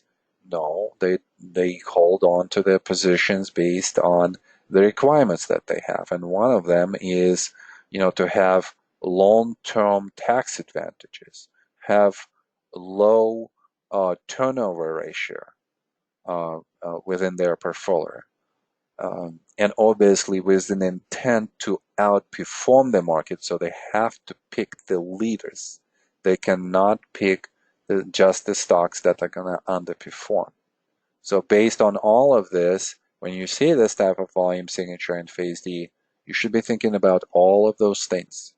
And therefore, this type of the position might be more of a long-term position rather than a swing position. All right, let's see if we have any comments, questions.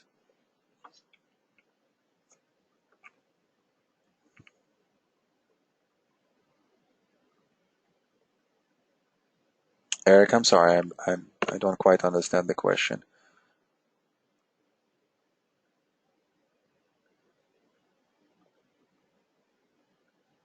Okay. If nothing stops the demand due to their accumulation, why backing up action appears instead of going up? Oh, I see. Okay, so maybe I'm grasping this. Okay, so maybe the question is, if there is so much momentum here, right, because of institutional buying, then why it doesn't go up but goes into the backing up action? Well, I think it's a structural question here, right? Because think about how supply is being observed. So supply is being observed on the way down, on the way down, on the way down. So the supply needs to be observed at the specific levels. And because there are so many market participants, their emotional memory of where they established the position, where they incurred the win or the loss, are going to be remembered. And obviously, at the points of the resistance, this is where that memory is going to act out again. Or we could state it in a different way. We could say that because of how humans develop systems for the markets, we could anticipate that in the area of the short-term overbought condition, there's going to be some selling. Selling is going to come from mean reversion trade professionals. The selling is going to come from short-term trend followers. They're going to get in right here. They're going to get out somewhere here or on the way down at the first sign of deterioration. Who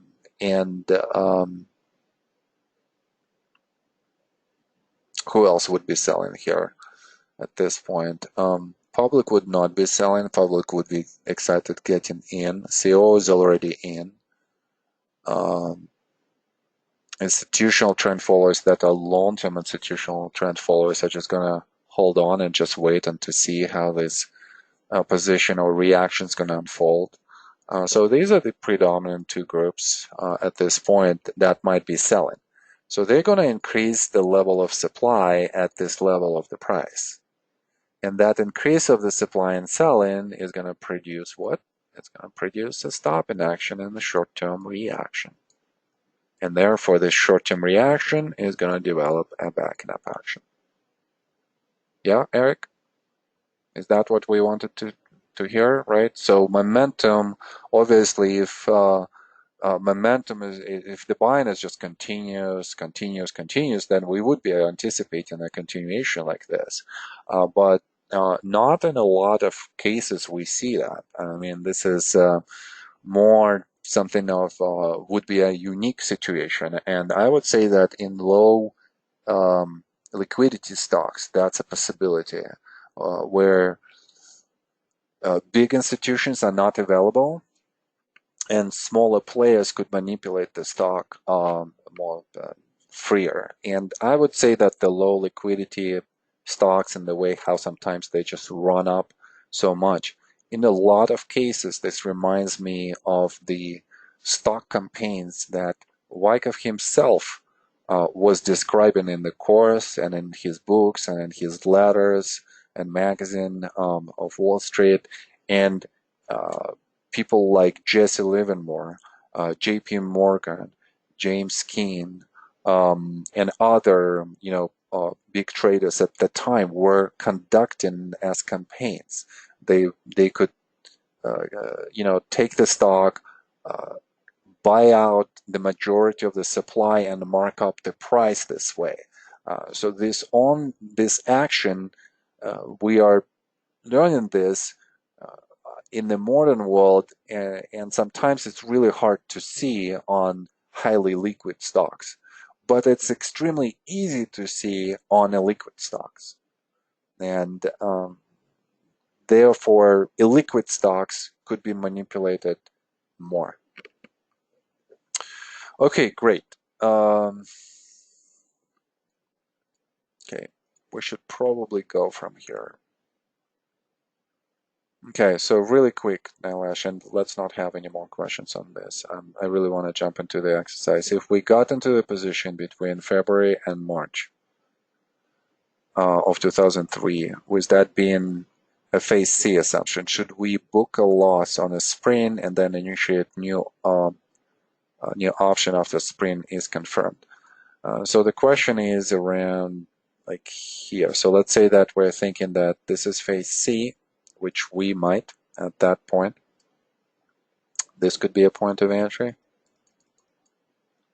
This could be a point of entry. So 2-1. So I'm kind of gonna do this in the way of, well, actually it doesn't really matter. So let's just quickly answer this question. So what do we do? Well, first of all, where is our stop loss? Our stop loss is going to be somewhere here, right? So we would be hit if we're just using the stop loss. We probably would be thinking more of getting out of this position even earlier before we are being hit. Where? Well, as the price develops some kind of structure and there is an element of a time stop loss.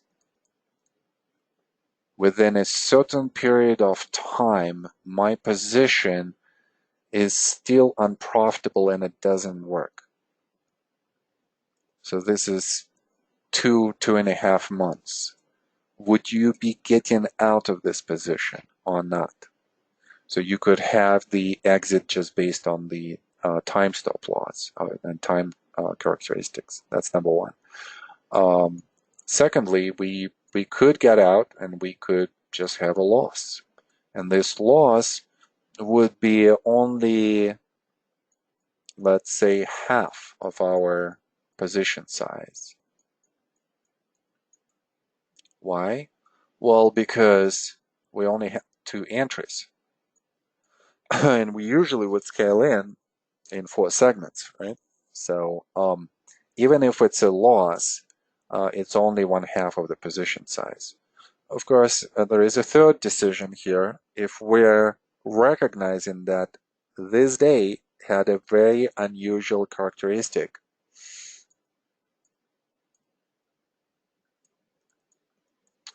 of increasing downward spread on extreme volume signature.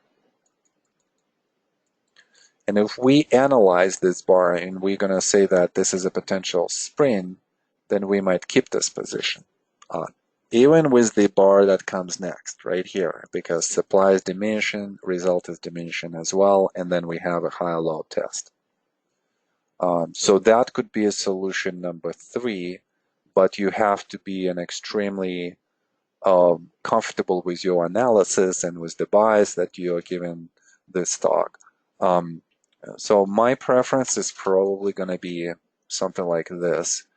If I got in, let's say right here and then here, at some point, I'm going to say my stop loss is going to be somewhere here, and partially I'm going to get out of this position. So close, let's say 1/4.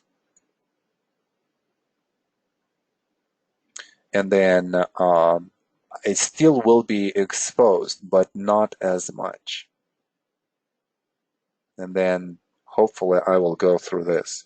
And then obviously, even if I take a loss, my points of entry, just based on what we just went through, are going to be here, here, here, this bar, and then we go into this bar, this bar, this bar, this bar, and so on and so forth. So again, look at how we are accumulating this position. By the way, we've done so many campaign exercises at the Wyckoff Practicum course, and I'm showing you exactly the reasons of where we would be getting in, why we would be getting in here, and so on and so forth.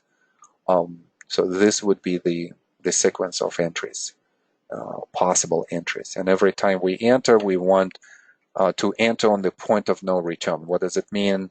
This is where the price does not come back to this level. Maybe it just come back somewhere here, but everything else is just, the price does not return. And that's just an element of the risk control just based on how the structure develops and where you enter itself. All right, guys, let's go away from this. And let's just see how much we're gonna do. So I'm thinking that maybe we'll stay until 6 today. We'll see. All right, a volunteer, and you have to actually first. Which bar did we stop at? I think that we've revealed this whole chart, right? Is that what we did? So you have to remind me. Have we discussed 52 to 58?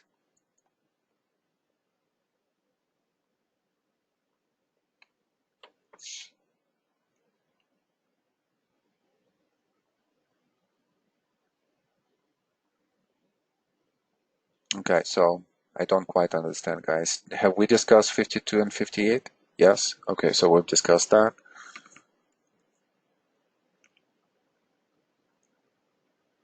Have we really? I think with Adam, we have stopped somewhere here on 52, right? Yeah, I think that we've discussed all of this and then we've stopped. So let me discuss this, but I know that I've revealed this right here. So let me discuss 52 to 58, and then I want to have a volunteer so that we would start the next segment. So let's look at really quickly at 50 and 51.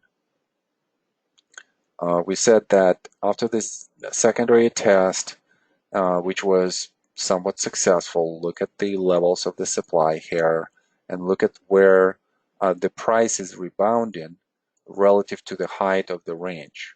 We're kind of rebounding off the 1/2 of that range, of that height of that range. So that suggested that we're going to have an upthrust. And the upthrust is usually an element in phase B. So there was a built-in trade right here that would get us above 42 And then at the first signs of the deterioration, we're gonna be looking to sell if this is a very short swing trade. And we see those signs of deterioration in the diminishing spread signature of the 46, in the supply tail, in the increased effort that doesn't produce the same result as 45. So therefore, right here somewhere we will be getting out. After that, 47 develops a change of character. This is a small trading range. On the intraday basis, we just don't see it on the daily. But this is the first bar since the low of 44 that suggests that we are done. This is a confirmation. And we go into the reaction and look at the reaction that we have. The supply increases, and we were talking about first emergence of the supply, how change is gradual. And think about this statement, why change is gradual in the markets. Sometimes it's very violent, right? And everything changes very quick. Like the market that we had in December, January. We were in such a bearish sentiment, and then quickly that sentiment changes. But even with that quickness, we still had a week or two where we could have guessed that the change is taking place, and we could have seen the signs of the demand coming in into the market. Well, here this is the opposite. A change comes gradually at point number 45 because we see that the volume signature has increased. So what does it mean? It has some suggestion that supply has come here. Yet the result is still favorable, so that supply is small and does not produce a lot of the result to the downside. Then at 46, that supply has increased. How do we know this? Well, the volume signature has increased by itself. That's number one. So supply has increased. And at the same time, the result to the upside has diminished. So this means that on the more supply, we're producing more of the stopping action and more reaction within the context of this bullish upswing from 44 to 46. So we see how from 45 to 46 supply increases. Then at 48, we're seeing that the volume goes down. And that suggests that demand by itself is deteriorating. And we see how even if supply is going down as well, we see that the close is lower than at 46, that the tail at 48 to the downside, the supply tail, is more than at 46. So that gives us an understanding that on diminishing supply, we're producing a better result to the downside. So there is some kind of ease of movement built into that bar. And obviously, looking at the intentions, intention behind 45 was to overcome the high of 42. We did that. Intention of 46 was to overcome the high of 45. We did that. And we committed at the close above. Intention behind 48 was to overcome the resistance at 46 and commit above it.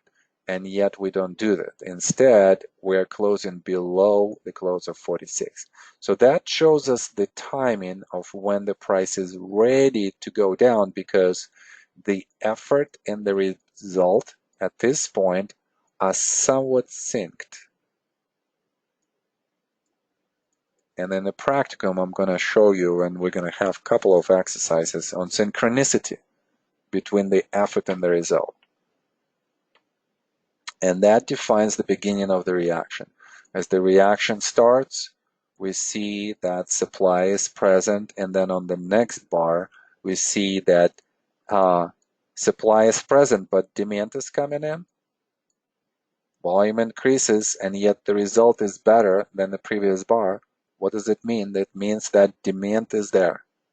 Demand is present. And we see that also from the tail, from close to close. Look at this close relative to 49 close, and look at 49 and 50. They're almost at the same level. So demand is definitely there. And if demand is there, the first thing is just to stop the price from moving further down. And this means that absorption was happening on the way down. And now we're going to go into some kind of testing. In the testing, supply is going to locally increase at the level of the support. And we see those testing attempts. Number 1, number 2, number 3, number 4, number 5, number 6.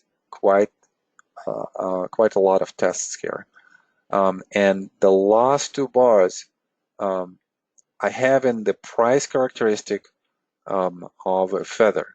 And I'm sure that on the intraday you could see this. So we're coming into the short-term resistance right here, and look how the supply and demand signature is diminishing on the reaction.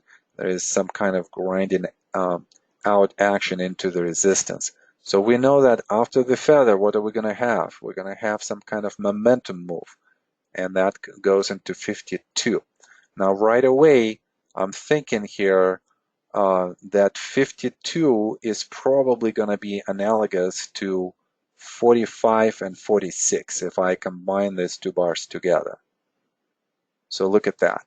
Does that look the same or almost the same? Doesn't that have the same intention of overcoming the resistance at 46 and moving further up? Yeah, so let's compare those. So we're going to compare 52 and 45 and 46.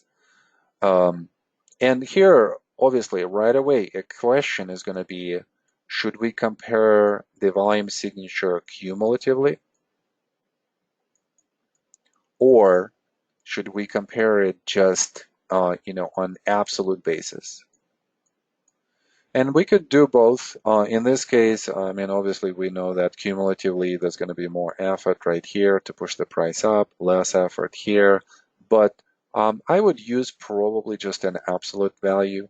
That just tells me that the increase in the volume signature, which is one of the highest increases since the sell-in climax itself, is most likely carrying a lot of supply. So there is some supply increase. So I know that there's going to be a gradual change that's going to come, that's possibly going to come at some point. Where is the confirmation of this idea? Well, the first confirmation is just in the bar number 52 itself.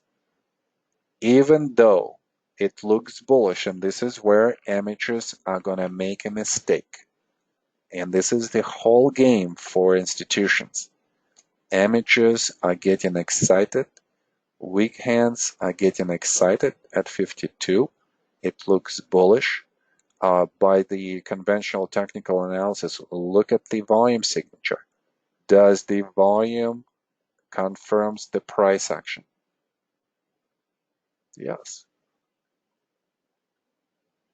The volume goes up, the price goes up. Volume confirms the price. So, but a little bit erroneous statement in this class, because the volume needs to confirm not necessarily just how bullish the bar is. It needs also to confirm a commitment for this bar. What was the commitment? The intention was the commitment above 46, the high of 46. Do we do that? No. So we're seeing an increase in supply that stops the 52 bar from committing above the resistance. Bullish or bearish? Probably bearish. Just because supply emerges and it has the capacity to stop the price from going further up. So that's the first sign of supply emergence in this area. Then the next confirmation is going to be at 53. So 53, look at the level of the supply. The level of the supply is increasing, and then we are producing a relatively big supply bar to the low, and I would be thinking that this acts, if 52 acts as a buying climax, 53 acts as a change of character and automatic reaction. Kind of reminds me of 46 as a buying climax and then 47 as an automatic reaction. So again, we are comparing these bars of these two areas using the analogs. And we're seeing that the 53 change of character, a change of character at 53 is more bearish than the change of character at 47.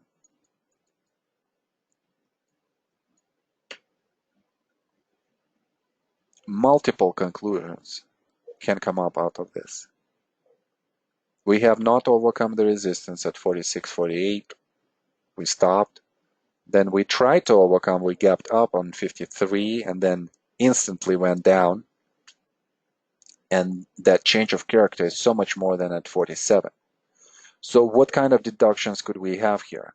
Even at that point, we could say that there is more, it's more bearish because there is more supply and there is more result to the downside. So we know that if we had a reaction from 46 to 50, most likely the next reaction that we're going to have is not just going to be to this level. It's probably going to extend. And where would it extend to? Well, what are our targets? So the low of 44, the low of 40 and 41. So this is our target zone. And here with the target zone, we would be thinking that if this is an overbought condition for this target, then this is going to be an oversold condition. And we would be thinking that this is a good trade for us, so we would be looking for an opportunity to open the position here. Now, there is something wrong about bar number 53 if we're thinking establishing the position right away. What is wrong? Well, we see that on a short-term basis, we have a tail that is a demand tail. So this demand tail suggests that short-term, we're going to have some kind of attempt to rally at this point. Plus, think about the momentum on 52. We still have not deteriorated that momentum yet. So that confirms that on a short-term basis, the rally might happen. So we just need to see. And if the rally is going to develop, we're probably looking at the trading range like we had at 46, 48. So next bar, 54, is a very interesting bar because this is an analogous bar to 52. Look at the effort at 54 in comparison to 52. It's the same. Yet, what could we say about the result of 52 relative to the result at, 54 relative to the result at 52? Well, we see that the up spread is definitely diminishing.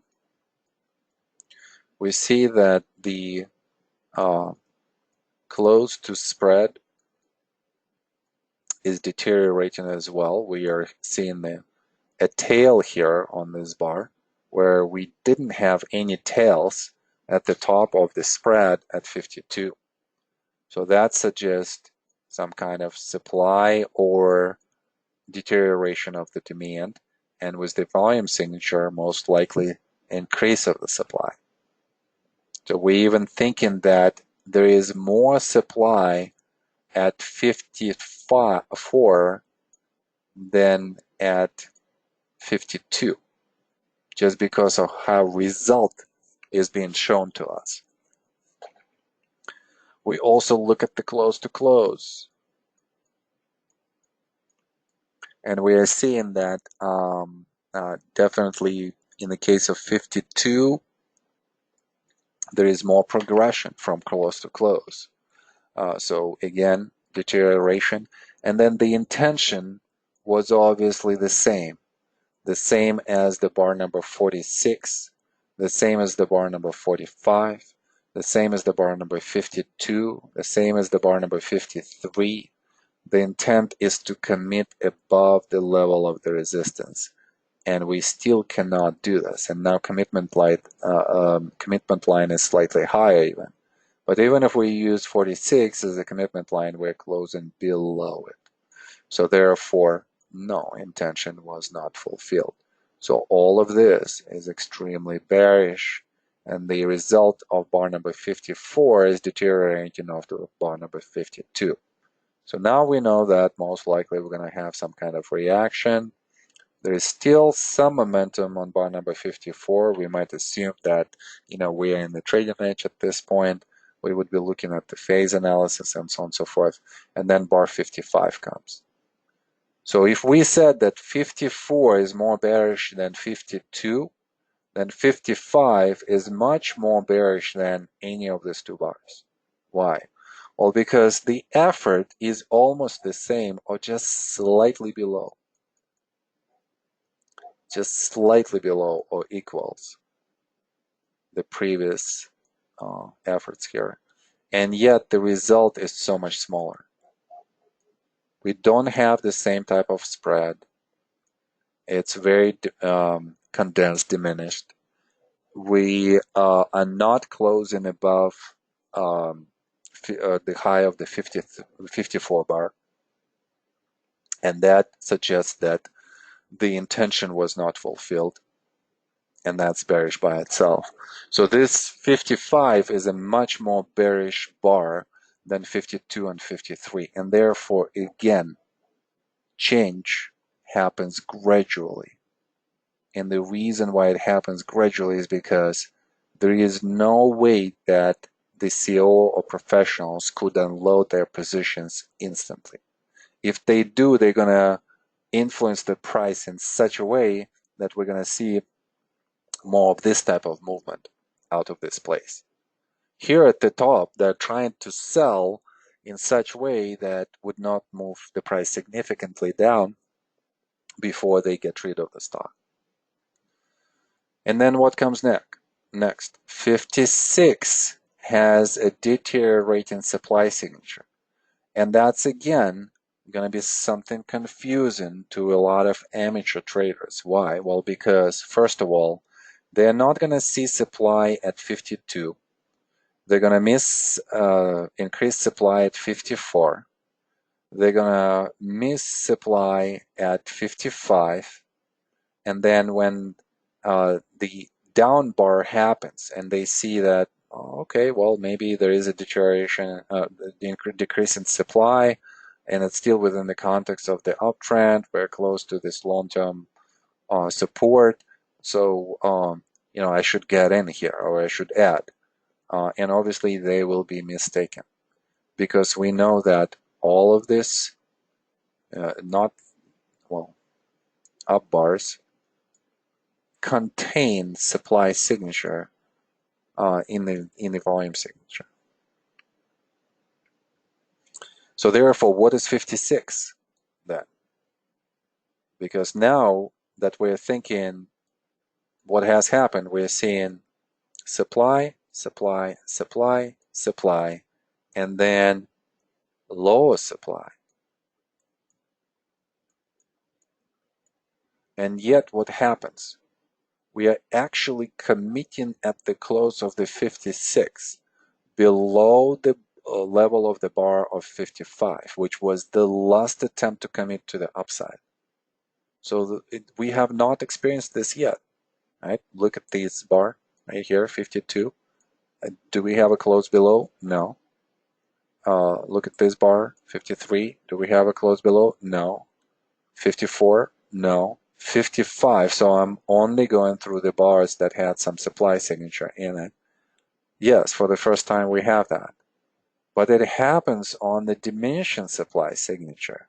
and yet intention has been satisfied and fulfilled, and therefore this looks like a timing tool for us to consider that this is when the move is going to start. And by itself, with this commitment to the downside on diminishing supply signature, this bar is an ease of movement bar. And that's how we would view it. Could we open the position here? Yes, absolutely. We would be thinking about opening the position here. And then we would be thinking we're probably waiting for some kind of LPSY backing up type of action, and also production maybe of a more manageable major sign of weakness, which comes at 57, especially on the intraday level. You will have to look at this as a more as a trading range right here from 52 to 58. So if 57 is a sign of weakness, then 58 is a LPSY, last point of supply. So there are quite a few places here that we would open the position, or we can open the position. First bar at 57, still somewhat vibrant, but still, look at the levels of the supply. It's still there. So all of those bars is just basically selling. And the first bar is active, aggressive to the upside. So we should be expecting some kind of retest. So retest is coming like this. And this would be our last point of supply. So we could open the position there, somewhere here. And then as we break out to the downside, this level is also could be considered for opening the position. So 3 places that we could do this. Obviously, we could also do this on bar number 55. And the reason why we could do this is because within the longer term structure, and some of you who sent me the homeworks, you guys did a really good job because you were thinking that this is our trading range right here. It's just up sloping. And then this is phase A, test and B, C. And therefore, we could have a trade here. Okay, I don't mind that, and I don't mind that trade at all. This is a good trade. I just want us to understand this. How does it happen? How do we compare on the analog basis, what is happening in the second area compared to the first area, on the swing 18 compared to swing 16. All right, so if we're in this position, how would we handle it? How would we manage it? Well, let's assume that we're fully invested already in this position. 58 bar is really good for us because it still shows that supply is increasing on the way down, so we're feeling really well. And there is a suggestion to add right here, which we would. And then look at how the price moves to the downside, the characteristics. Diminishing supply signature, and as we come close to our target zone, we are starting to experience some kind of buying as the oversold zone acts more as a value zone right here. So there is some buying around 59.60, and then the price continues to the downside and comes below into the oversold condition, below 40 and 41 on increased volume signature. So right away here, we would be thinking, what are we doing here? Are we experiencing a distribution, a continuation of the distribution that we have had, or could we possibly be thinking about the trading range and maybe more of the accumulation type of action? So with that, guys, I want to see who would like to volunteer to go through the next segment with me. So just say yes, and hopefully somebody who has not done this before. And we'll go for maybe 20-25 minutes after this.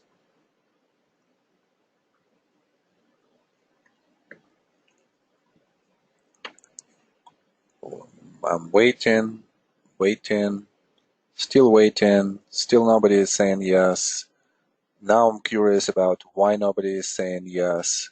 What are your thoughts inside of your head? Why you're not stepping in? This is an excellent opportunity to advance your knowledge. Yes, it's uncomfortable. I get this. You don't want to do this. I get this. But that's the only way. All right, let's go to Doug. Some motivational speech for you. Hey, Doug. Hey, how you doing? Good. I can't hear you really well. Could you be closer to the microphone, please? Sure. How's that?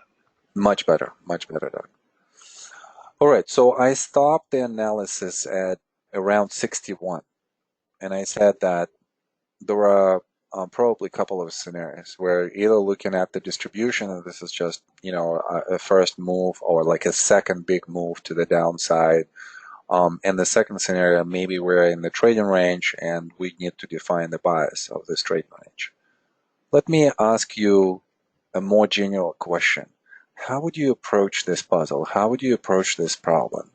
What are the first things answering those questions? And basically the question is, are you bullish or are you bearish at this point? How would you think about it? Like, I want to understand the logic at this spot so that we would either say, yes, this is good, or we would adjust this logic. So what are you thinking?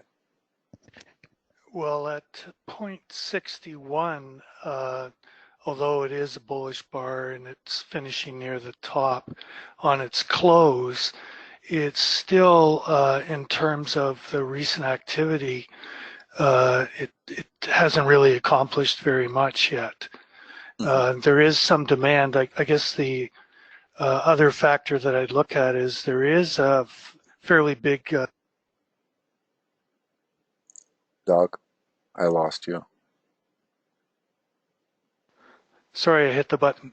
Yeah, so they're on 61, the extenuating factors, there's a pretty big demand tail coming in on 61.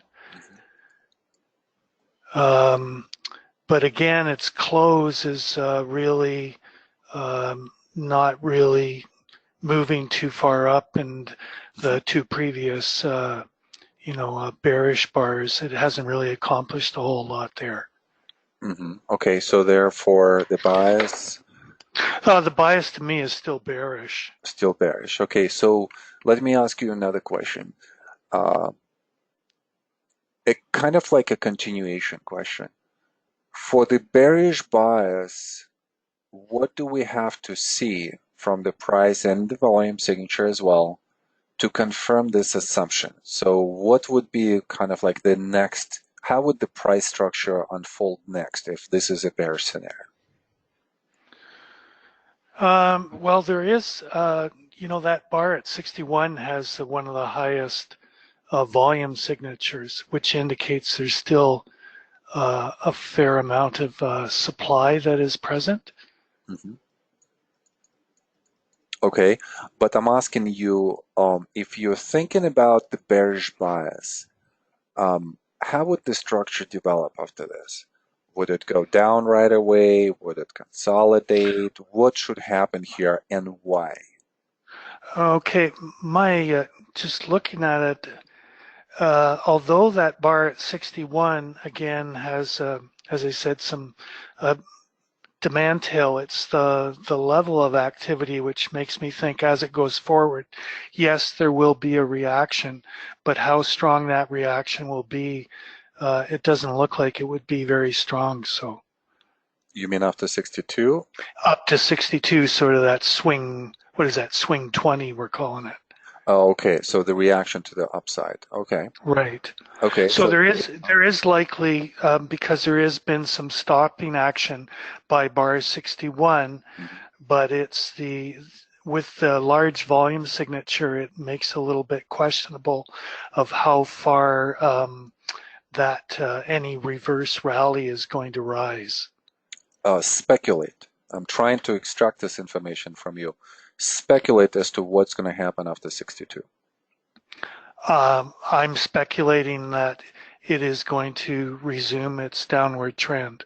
Okay, great. So, and that's kind of like what I wanted to hear. So therefore, if this is the case, if the price is going to continue to the downside from 62 and just going to go down, then how would we label 61 in the relationship to the 40, 42, 44, 55? Could we label this whole thing? You could label it, I guess, as a spring. Hold on a second. Are we talking about the bullish scenario or a bearish scenario? Because you said that you would be looking. Yeah, I guess, or a sign of weakness, I guess, would be probably more appropriate in a distribution Okay, scenario. let's review really quickly. So if we're talking about a distribution, and in this case, the original distribution is right here at the top, Right. then this is going to be considered by us as a redistribution. So redistribution is going to look like this. Right. Sell-in climax, which is going to be intermediate sell-in climax, not terminal, not final. Secondary test, phase A, phase B, upthrust into phase C, major sign of weakness, LPSY, and then a continuation to the downside. I want you to label this whole range. Okay, so the way I was sort of looking at it is 61 is your sign of weakness. 62 would be the LPSY. Okay. I want everything. You and we're going back through there, then up. We're looking at 55. Then would be the upthrust. Okay. Um, Phase. that would be a phase C. Yeah. And then you have prior to that your secondary tests, which would Do phase A first. oh, okay. So 40. Yeah, so that would be your sales climax coming climax, up. 42 would be your automatic reaction. And yeah, and then I was going to say that you have your secondary test, which would end your phase A. Okay.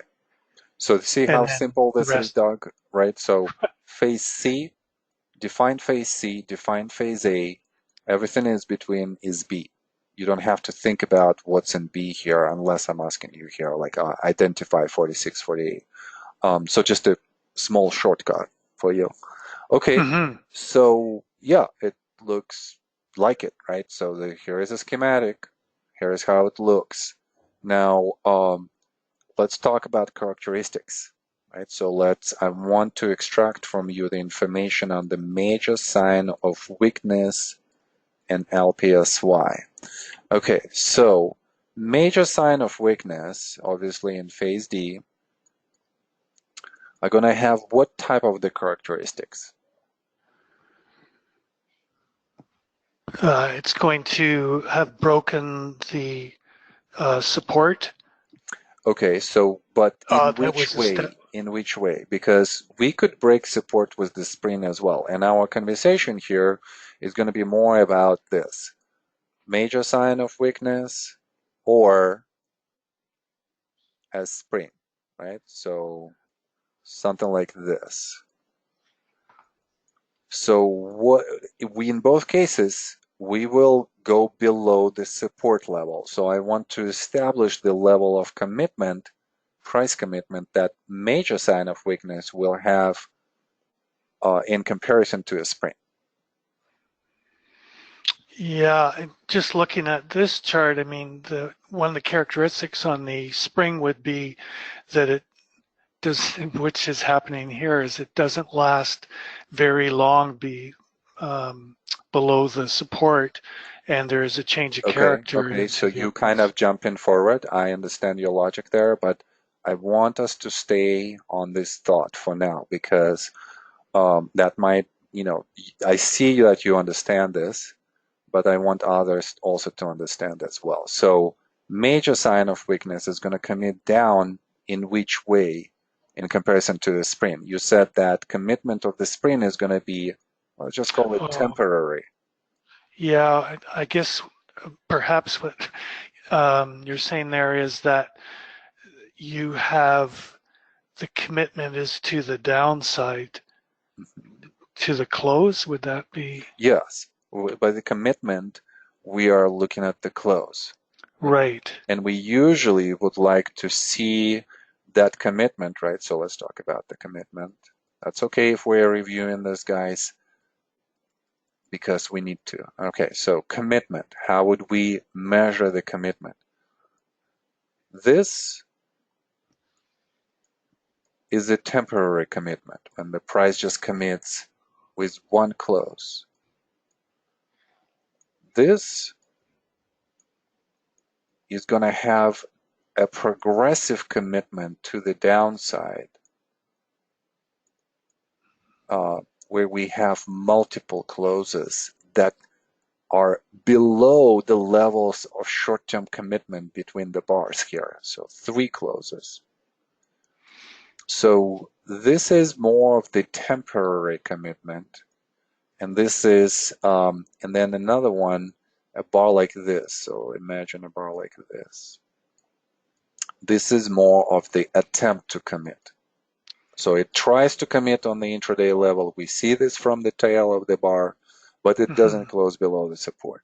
Next bar, more permanent, more kind of like more significant commitment. At least one close below, but then it goes up. More permanent commitment where we have multiple closes. And not only that, the closes to the downside are showing some progression as they close lower and lower and lower. So this is just on the commitment itself. But let's come back to the major sign of weakness. So you said that with this spring, we are going to have somewhat of a temporary commitment.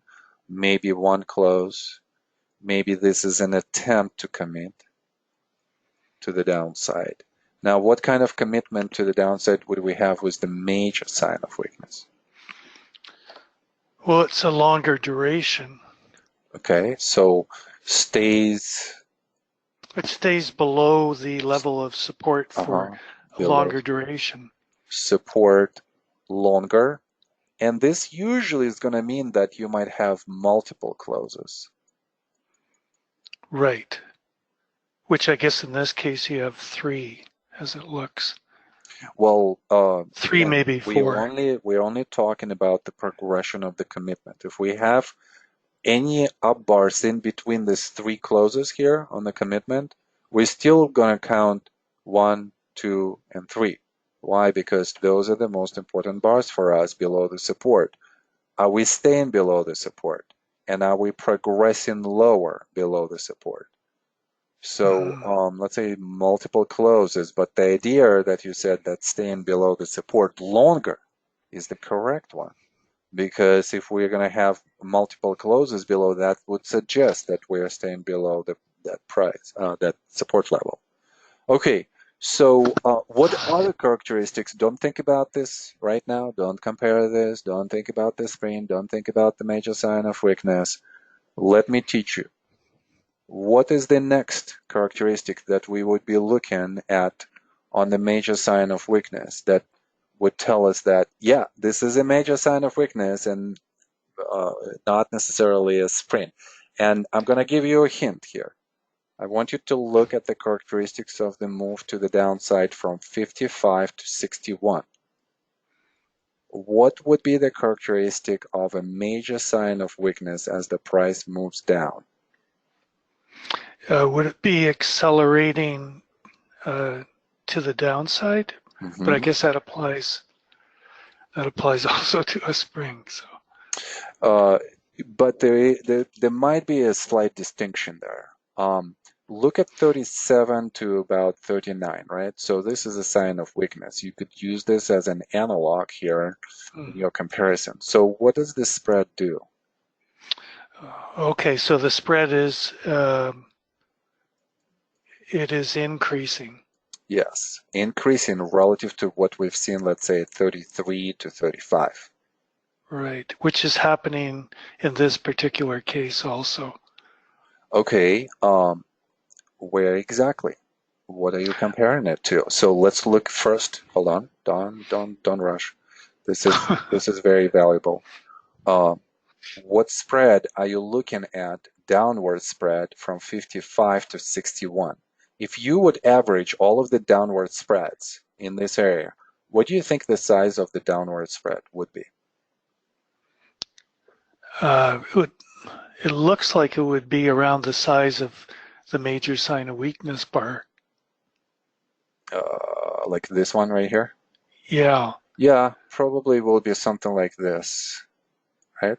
right, Would you say? right, To the right. downside. So this would be an average down bar. Hmm. Okay, so is that threatening? Is that threatening? Is that Yeah. what you're saying? Is that as threatening as the downward bars from 37 to 40?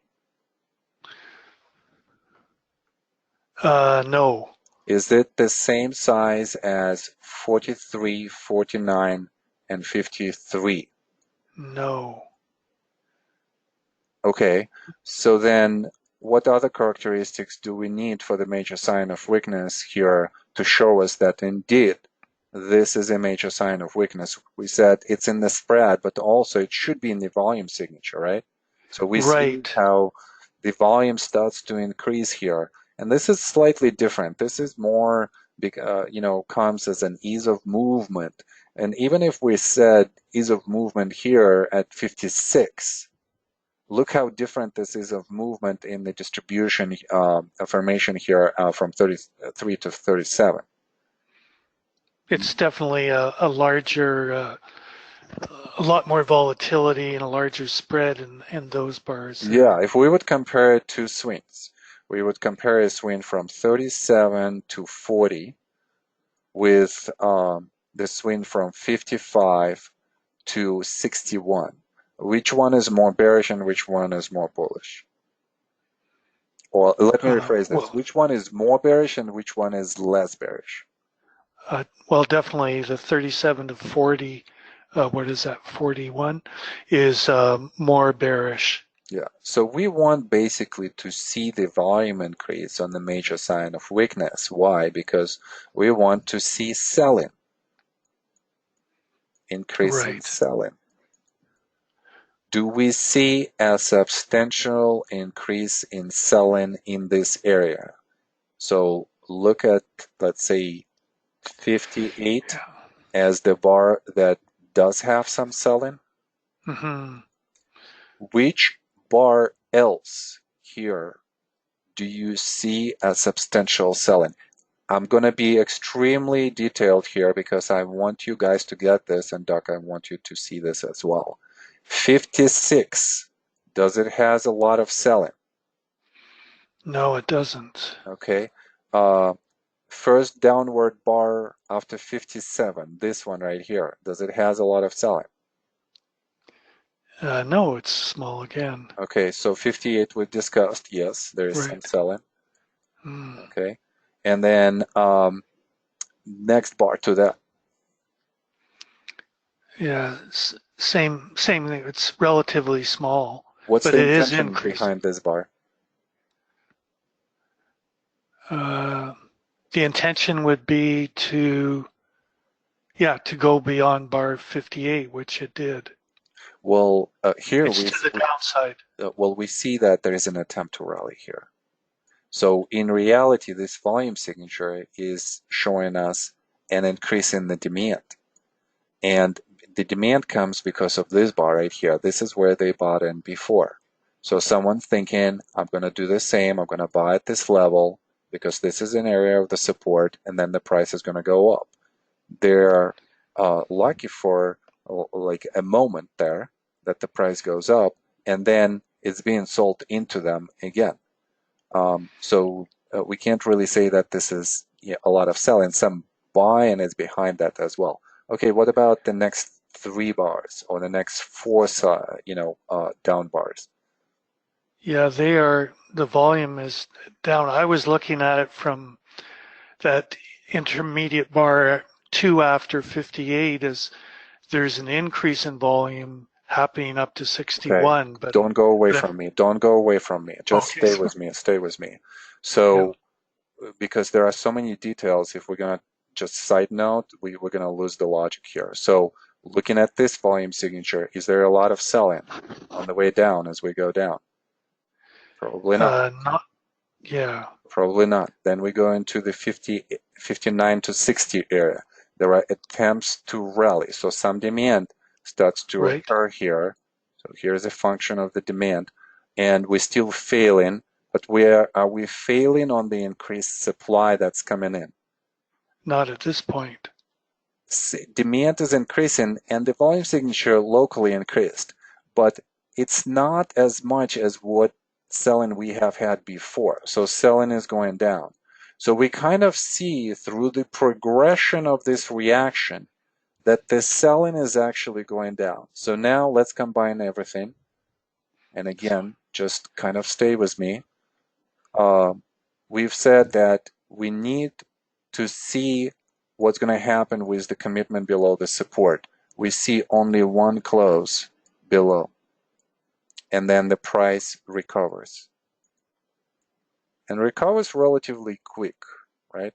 Then we said that a major sign of weakness is going to have the characteristics where the volume is increasing and therefore supply is increasing on the way down. Plus, the down spread is showing some kind of also element of the increase of the result to the downside. Do we have? Yeah, we don't have that. We don't have that. Okay. So if we don't have that, then it's probably not a sign of weakness, at least for now. At least we need to confirm this.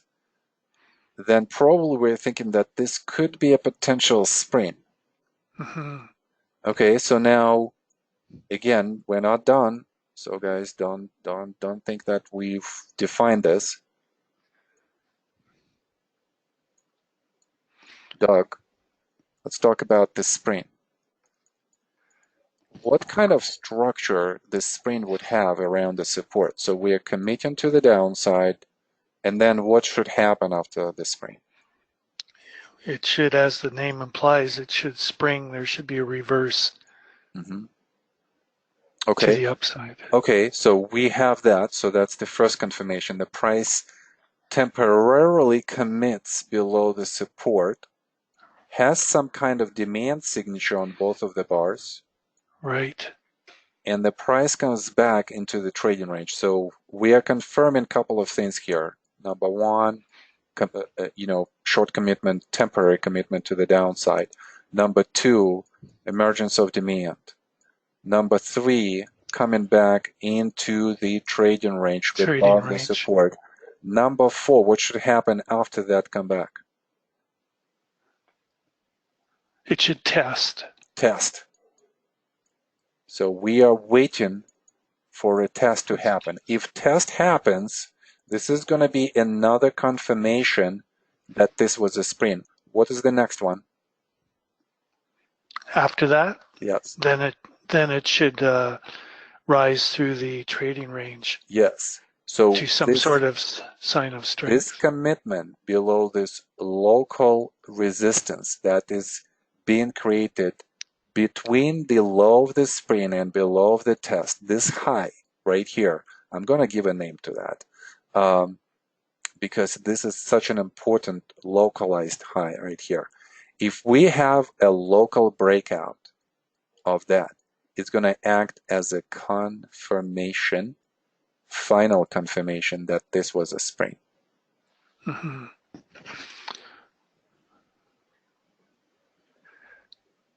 Let's kind of like stay in this space a little bit. Let's observe all of this.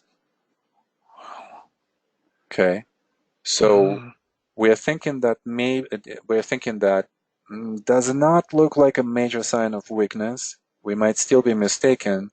If this is a spring, give us the test. Test number one is there, temporary commitment. Test number two is there, demand is present, and there is absorption on the way down there. The test number three, the price comes back above the support level and comes back into the trading range. We still don't have test number 4, which is the test itself, and we don't have the test number 5, which is the local breakout above the resistance level, which probably will be somewhere here. Mm-hmm. So this is what we're looking at. If we have this, the breakout, this is going to confirm the bias to the upside, at least, a short-term bias. By the way, really quick question, Doug. If this confirms, actually 2 questions. If the breakout confirms that this was a spring, where is the target for that trade? That's number 1. The target for the trade would be up at 50, well, in the area 46, 48, 53. Yeah. Okay, great. So this is our target number 1. If this is a spring, then what is the rally? How would we label the rally? How would you label the rally? Think about spring, phase C. Oh, you'd be phase D, yes. Phase D. Yeah. And this rally would be labeled as? Major sign of strength or possible major sign of strength. Major sign of strength. Because right. If we're in phase C on a spring, then the next thing what's going to happen is phase D and a major sign of strength. So our target is not necessarily just on the boundaries of the resistance here of 46, 48, 53, 55. Because what is the definition of the major sign of strength? That it goes above the trading range, closes above the trading range. Closes above the trading range boundaries. It didn't make a commitment above resistance.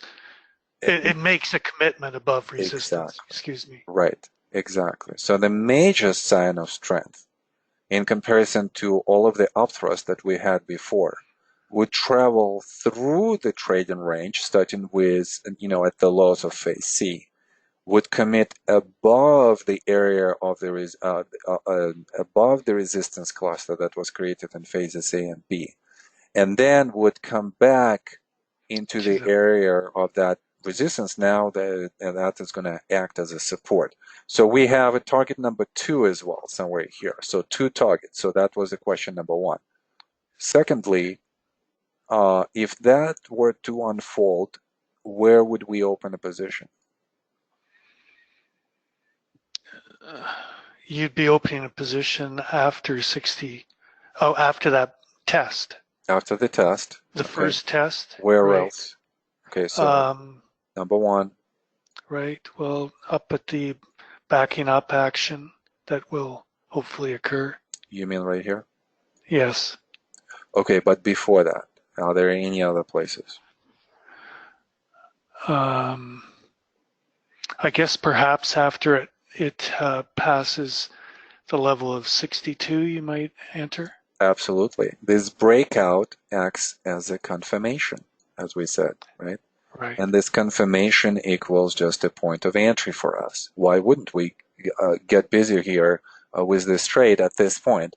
Because if we're thinking that target 1 and target 2 are so far away, it's a really good swing trade. Even if we are wrong and this is not the major sign of strength, and it's going to become an upthrust like we've experienced before, it's still a really good trade because we have a lot of distance here.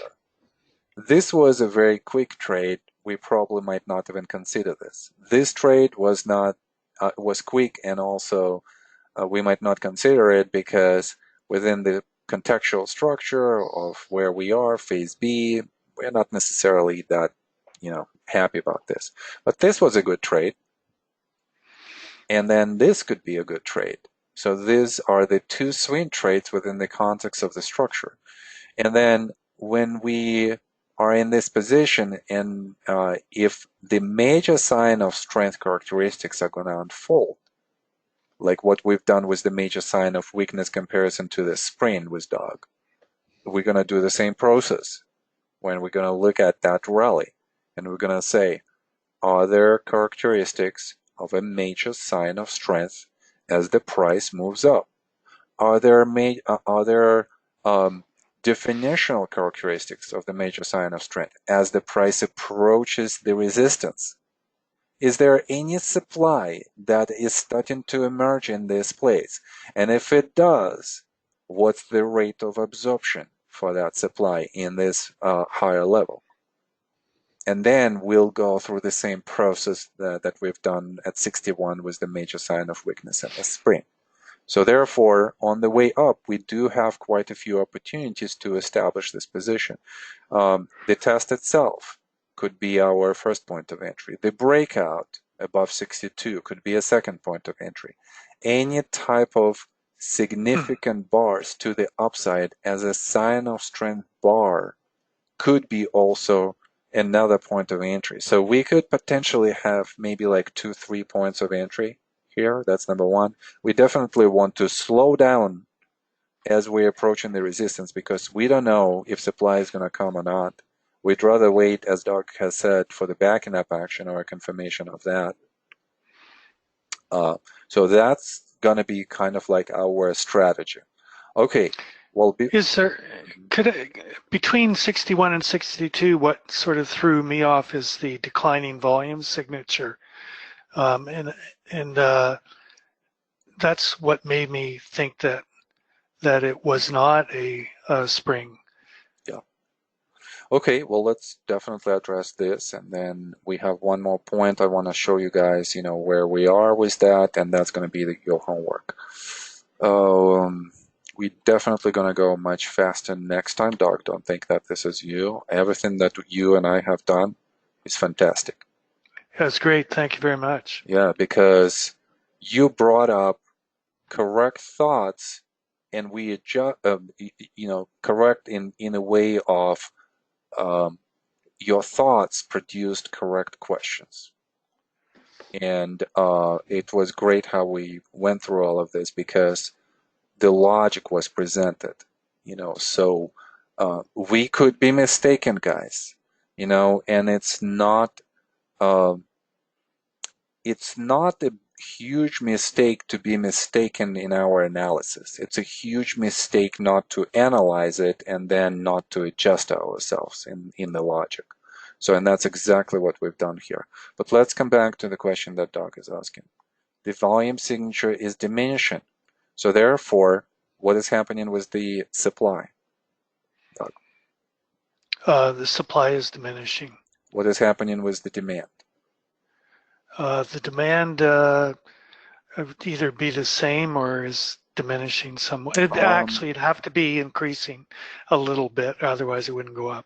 Okay, so and this is where our analytical issue is lying, right? So, could we have this situation? Could price go up on diminishing demand? Yes, if supply is exhausted. Yeah, if supply is poor or exhausted. Is supply poor or exhausted or diminishing here? Yeah, it's diminishing, right? Diminishing. It's poor. Demand right. is diminishing too. But yet, what is the price doing? Price is going up. This is what we discussed last week, I guess. Yes. Remember that chart with Home Depot? Remember the ice cream story? Yes, great story. So ice cream story is all about diminishing supply, diminishing demand, and yet the price is going up. So kind of the same here. But there are two concepts here. So the ice cream concept is all in how the price goes up and how the volume with the supply and the demand are going down. But the one that precedes it, and we didn't go through this a lot, was bar number 61 and bar before that. On these two bars, we see that the volume has emerged. And it's only temporarily that the price went down. So the question here is, how could the volume signature increase so much? How could supply increase so much? And yet only one temporary commitment to the downside, and then the next bar, it tries to come back. So we know that with this increased volume signature, we're probably thinking about the increase of the demand. So therefore, we're thinking about absorption on the way down that is happening. So, Great example.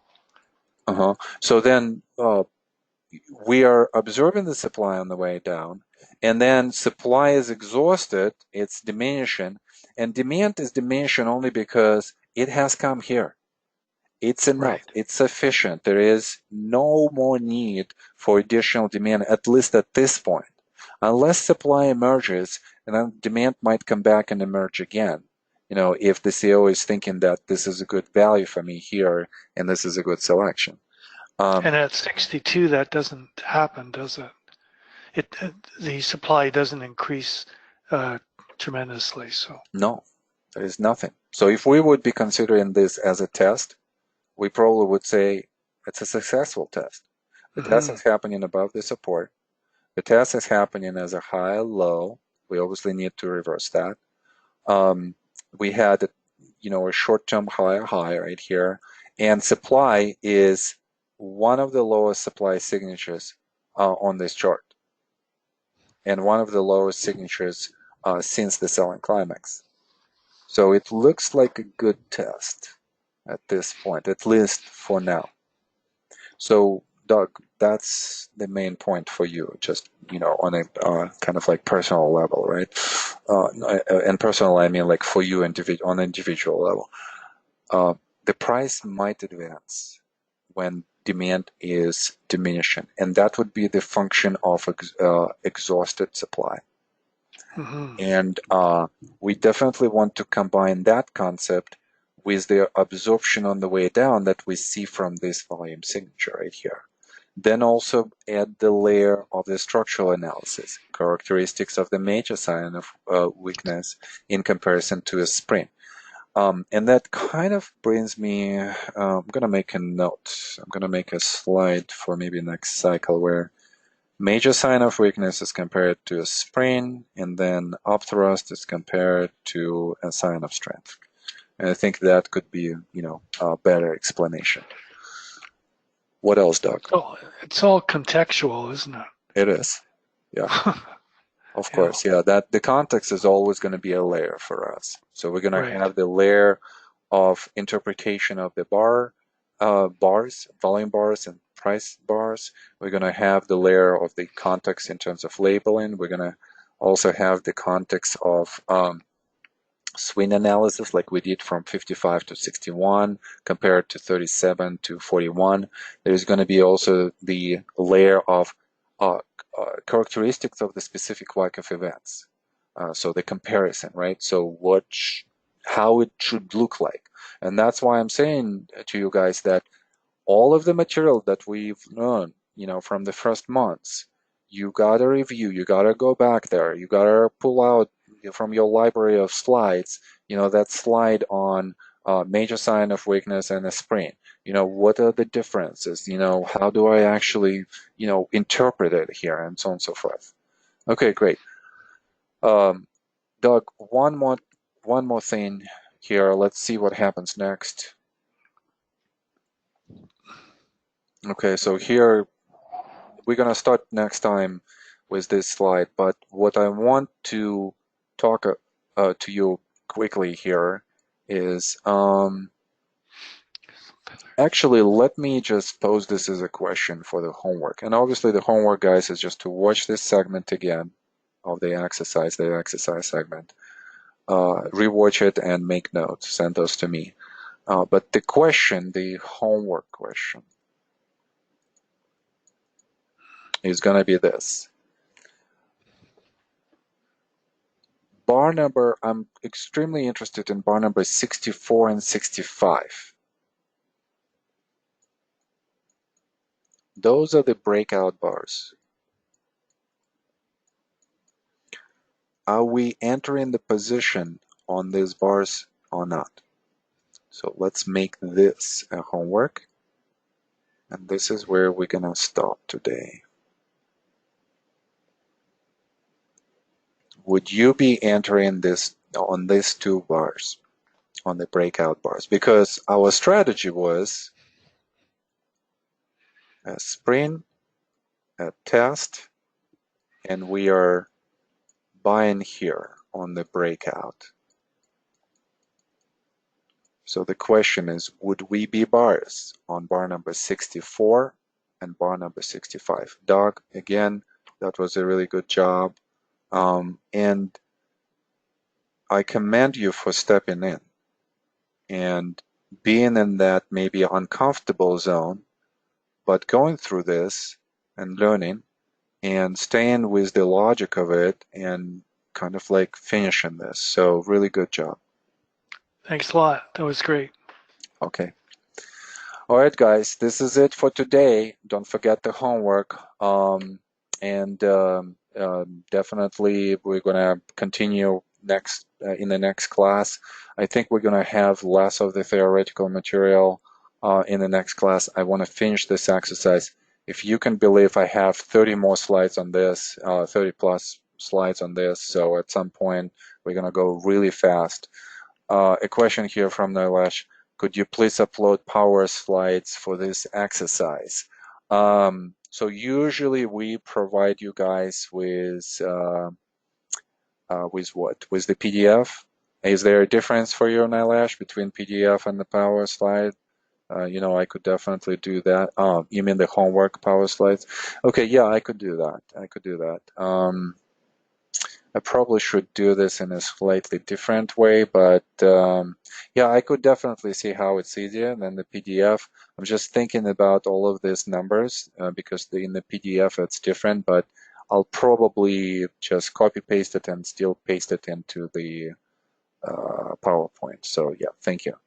All right, guys, I'll see you next week. Good class, good job. We're moving along, so let's just finish it next week. Thank you, guys, and bye-bye.